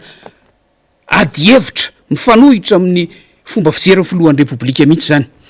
solo tena ny parlemanta anakiroa izay ny anteny miera-pirenena dia manana amin'ny maro anisa manohana ny filohan'ny repoblika mazava ho azy a fa raha fifidianana no atao fifidianana solotena no atao isam-bato tarehy marika ny resaka eto dia olon'ireo maro anisy ireo no tsy maintsy olany ao anatin'io fantatsika tsara ny fomba fanaovana politika am'izao fotoana zao am'ty fitondram-panjakany ty e tsy avelanana ny conscienseny ny olom-boafidy any anatin'nivon'ny antenimiera fa ny consigne de vote no mitondra azy raha iresaka ny antenimieran-doolona tsika efa zato isan-jato any amin'ny fitondram-panjakana ny fironana tsy asiantsika ady hevitra iresaka ny fitsarana avy momba ny lalam-panorenana tsika zay tokony anana solotena ao anatin'io seni io fitsarana avy momba ny lalam-panorenana nge faniry no napetraka hitsara ny disadisa-pifidianana indrindra ny fifidianana filoha-pirenena sy ny fifidianana solom-bavambahoaka kanefa ny fifidiana ny fitsarana avy momba ny lalam-panorenana manana solotena ato anatiny ty vao miera mahaleotena lazaina fa mahaleotena ty dikan'izay a sady mpitsara no tsaraina sady mpitsara ny tsaraina ny solotena ny HCC ao anatin'io vao miera lazaina fa mahaleotena mikasika ny fifidianana io de toy izany hatrany a ireo solotena avy amin'ny olafitra isan-karazany zay voalaza teo zany hoe midika zany fa atraty am-boalohany a de efa tsinjo fa tsy ho voaja mihitsy ilay fahaleovantena n'io vao miera io rehefa tafatsangana eo vao miera manana fironana io efa tonga de manana ny lokony io ary fantatsika ny fomba fandokona am'izao fotoana zao ile karazana loko hafahafa iny vao miera fa manana ny lokony avy hatrany io a ary vao miera efa manana ny fironana io a ary vao miera efa manana ny heviny io ahoana mihitsy moa tsika aloha tongotsika de mitsotra itsika mpanohitra fa tsy afaky ny atoky ny zavatra avoaka ny vao miera io satria amitsika tsy mahaleotena io de toy izako ihany lay fitsinjarana ny mpikambana ao anatin'io seni io ndresa faniry teo anisany manana solotena ao anatin'io fitsarana tampony de any de efa hitataratra ilay ezaka ny ambadimbadika any ara-politika fandokona sahadiko izay ho solotenany reny sampandrarahany fitsarana reny any anivon'io satria araka voalaza faniry teo fa mikirotana sahady any satria ny tantara enitsika de zao rehefa nandoratra taratasy nakany amin'ny ireo voakasika reo ratsamangaiky voakasika ireo zany ny filoha-perinasany seni de tonga de nandraigny andraikiny izy ireo ny any amin'ny fitsarana tampony a ny fidy zay ho solotenany any amin'io vaomera ny fifidianana io vaomera mikarakara ny fifidianana inona ny zavatra mitranga rehefa nivoaka ny valin'ny fifidianana tamin'ny samisy tany zay ahitantsika hoe nisy 650 ny mpifidy tam'zany fifidianana izany a efa tany amin'ny faraparan'ny volana o tany zany a ny voasoratra anarana 650 a ny tonga mifidy 150 a ny vato azo lay voafidy a 250 dia mitady ny hevitra rehetra indray zao ny eo anivon'ny fahefanam-panatanteraka tsy nankatoavana an'io valim-pifidianana io valim-pifidianana zay any anivona rafitra anankiray a tokony anana solotena eo anivon'ny seni a mitady ny hevitra rehetrarehetra amerenana n'io fifidianana io inona ny antony satria olona heverina fa tsy ho voafehany ara-politika ilay nahazo an'le vato 250 olona heveriny fa akaiky loatra andreo mpanao politika mpanohitra ny fitondrana am'izao fotoana izao tsy mitovy hevitra aminy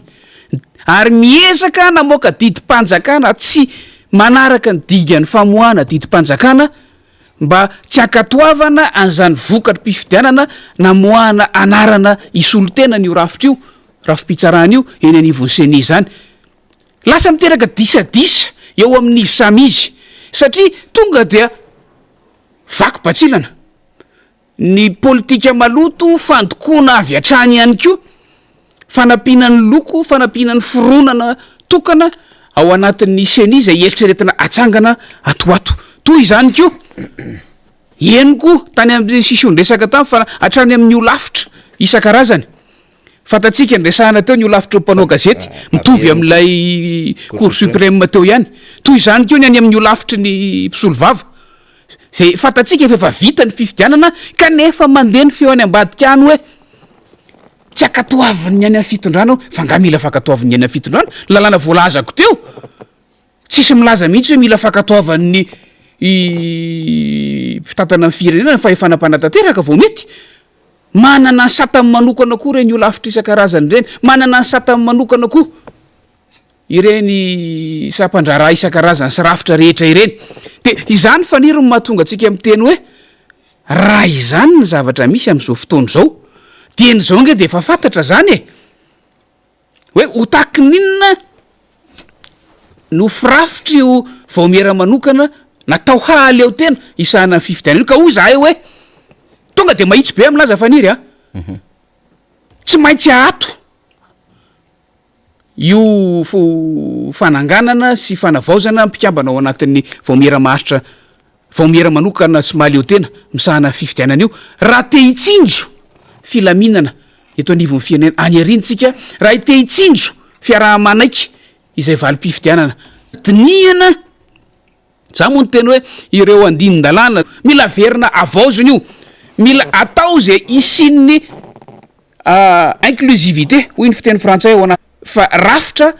efa tsy maintsy manana ny fironany ara-pampanjakana ndeanisy tsoa eto amin'ity fireneny ity raha ohatra tsika amy tany républicaine eran'izao tontolo zao de mifoto teraka kanefa raha dieny zao de efa zao ny loko hitatsika lalàna mame an'izay resaka fametrahana ny seni zay manko de fantatsika ambarany député membre de taorinan'iny a de fantatsika mazava tsara misy an'le décret d'application zany a na ahafahana ny seni a dia tsy mipotra raha tsy nisy ny fanongana ataoviny amnisty apetrao ny vao mihitsiny ahafahana mametraka tompony ndraikitra mpanjakana vaovao de kitiona hoe ataoviny amnisty général fa tsy élective ataovy fandianana esory eo anivon'ny ministéran'ny atany zany ary ndao anao teteza mita isory le seni zany hoe le senita ny ofose anisany ireo misy ny gouvernement misy ny ACC misy ny assemblée nationale fany miverina tanteraka ao anatin'le fahefana efa ahoana ny azonan'le maro any amin'ny azony baikona hiatrihana an'izany fifidianana zany ny daholo zany rehetrarehetra zany zao tedi-dratsy zay mbola hiketrehana fanjakana 2023 rizy zao iaina kafoiazy mamran seni volon'ireo rafitra samy hafa zay mety hanolotra solo pisehatra politika rehetrarehetra ary ny résolution de conflit resahan'ny CFM malava isaky miteny io de efa ka tsy le hoe zavatra hitranga amy 2023 antsika mbola vitany rehetra nanaiky n'le navotana tao mba tsy ho sepitra de zay ny option tao ambadiky ny 2018 de zay rehetra nitaky an'zany de nampitahorona mpanjakana hoe mbola mety ny pratika politika iny le modalité nandiana de mailo am'izao fotoana zao fomba fanaovana politika rehetra hoe tsy mety io tsy lainy io fa efa anaty crise tsika am'izao fotoana zao ay zany ny ACDD van'zany fifidianana tsy ametraka an'izay tena hoe situation zao satria ray aman-dreny am-panahy zay manana ny fijoroany sy maizy azy zany ao anatin'ny sy ny PT fa zay mamatsy vola ny fifidianana de veritsika fa tokony avela anao an'io lalana tsy mety io ny fanjakana zay anao andetezana ihany ka hoe nakavy miara-misosy sy miara-mipetrapetra ihany zany na député membre Bendrina zay mihitsy fanira zavy manatany a isika mitsinjo lavitra ary mitsinjo lavitra zay ahasony vahoaka sy ny firenena sy ny iainana ao anaty rafitra tena izy fa tsy sarisariny rafitra tsy sarisarina fanjakana tsy sarisarina firenena izay amin'ny akapobe ny politika ianao atao kanefa mafiany manodidina ny fitantanana ny rahapirenena zavatra tokony ho tsy aivina ihany koa izay antony anankiray tsy maintsy hanovana ny ty fehezan-dalàna rehetra mifeny seni ity fanira zavy manatany dia ny tokony ampiarana tsika mpikambana amin'ny sadeka ny vondrony sadeka tia Afrika tapany atsinanana atsimo atsinanana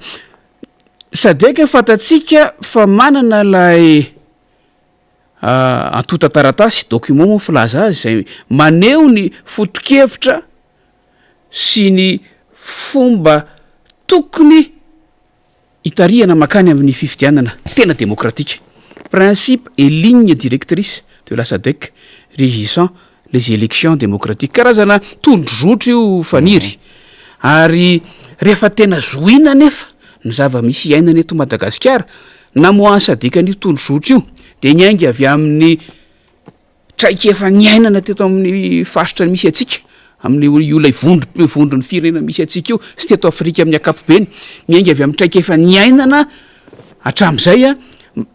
eo amin'ny lafiny fifandimbiasam-pahefana, eo amin'ny lafiny fifidianana amin'ny ankapobeny, eo amin'ny lafiny demokrasia amin'ny ankapobeny, niainga avy amin'izany ka namoahana ny tondrozotra io izay natao hampiarina amin'ireo firenena mpikambana ao anivon'ny SADC. Ny olana nefa amin'izao fotoana izao miezaka ankolaka tsy hampiasa an'io mandaha nidirana amin'io Madagasikara amin'ny alalan'ny fitondram-panjakana. Anisan'ny antony anankiray tsy maintsy hijerena indray mandeha an'ireo fehezan-dalàna rehetra amin'ny feny vaomiera mahaleo tena misahana fifidianana ireo ny ampifanarahana lalàna misy eto Madagasikara amin'io. Zay ny antony hidirantsika amin'ireny mampikambana antsika amin'ireny vondrom-pirenena isan-karazany reny mba ahafahantsika mifampizara, mba ahafahantsika mifanoro-hevitra sy ahafahantsika manana fomba fijery mitovy makany amina lalam-pampandrosoana mitovy ao anatin'izay. Reo fanira zafi-manatany raha ohatra fehezina ao anatin'ny indraimbava ny zavatra hita kanefa fatatsika fa miovy isan'andro ny zava-misy eto amin'ny firenena. Raha nyresaka momba an'io tsika teto andro vitsivitsy lasa zay mbola tsy nahafantatra ny ilay zavatra nitranga teny anivon'ny fitsarana tampo, ny tany amin'n'ivon'ireo olafitra isan-karazany, fatatsika ny tantara nitranga tamin'ny olafitra mpanao gazety. Fa miandritsika izao fa anova zavatra isan'andro isan'ora ny fiaingany fanapahan-kevitra isan-kireo androm-panjakana ireo izay hanangana an'io ary voamaika ny tena fanahina hanamafy ny fanahintsika ka mahatonga atsika hiteny foana hoe aleotsika dieny zao, aleo misoroka toy izay mitsabo fanira zafi-manatany. Maraparana ny adevitra tsika député Mamy Rabendrina fa apetratsika mazava tsara fotsiny zany hoe tsy pahana korona jamba ny sehatra resam-pirenena ka tsy ahatsapa ny zava-misy eto Madagasikara anatina raharaha tahaka izao ary tsy hitondra fandaminana. Fanontaniana apetratsika fotsiny de hoe hosahamatsy vola fifidianana hiteraka korotana sy krizy eto Madagasikara ve de mpamatsy vola resam-pirenena. Ngambe everitsika zany rehetrarehetra zany fa tsy ao anatin'ny fotom-pisaina ny sehatra resam-pirenena zany. Fa anjaratsika atao anatin'ny ainko ho an'ireo sehatra rehetra zay nomeny lalàna amin'ny andry sy birao sy voamera samihafa azy no mandinkany amin'ny hoe efa anaty krizy Madagasikara amin'izao fotoana izao. Krizy économique, krizy sociale, de krizy politique zao iainantsika izao. Io ny adevitra doublon satria raha iny adevitra doublon iny mbola horitsika iny sy iverenantsika de remise en cause na élection iny présidentielle, législative sy communale. Fa niezaka nampandefitra ny ampony ny mpanao politika sy ny rehetra teto Madagasikara na de nanaritsarina ary zao fitondrana zao hoe lanitra amin'ny tsara-dalàna izy. Fa averina kosa de ny hoe fotoana ahafahana manao fandaminana vaovao hiatrehana an'ilay eritrerim-pifidianana ho an'ny 2023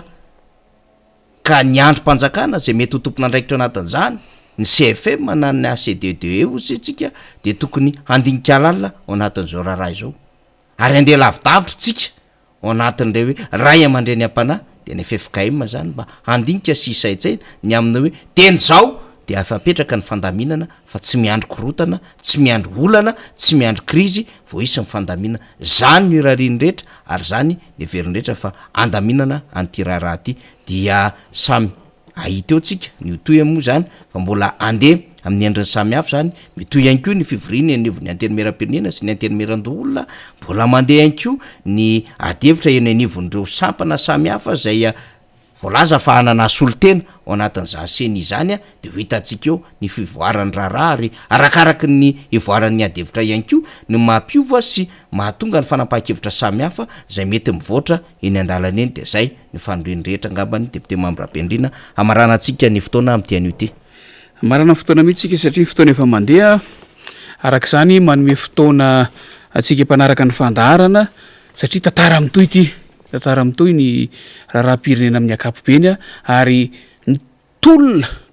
no mameno an'izany tantara zany endrika tolona isan-karazany tsy hoe tantara tantara fotsiny tsy hoe fizaram-baovao fotsiny tsy hoe fanadiadiana fotsiny fa misy tolona atao ao ary ny tolona de manana endrika isan-karazany misy an'izao endrika hitantsika irahantsika isa-maraina zao misy ny endrika hafa misy ny endrika hitantsika tamin'ny sary teo tolona daholo zany fa ny tanjontsika de ny atratrarana ny tanjona am'izany fampiasana an'izany tolona zany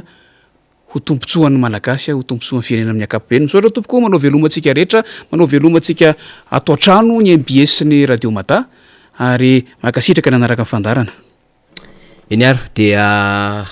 misaotra ny vahintsika avy any parafaravola ihany ko tsika misaotra ny namana Rina Arabe Mananjara ny ara-dalàna tamintsika de mbola mamy fotoana ho antsika indray ho an'ny rapitso tahaka ny ora mahazatra ary dia maniry ihany ko tsika ny hazotsika tombony sy azotsika ihany ko zay fahalalana sy vaovao amin'izay zavatra namara teto anivony fandarantsika makasitraka tompolasy tompo avy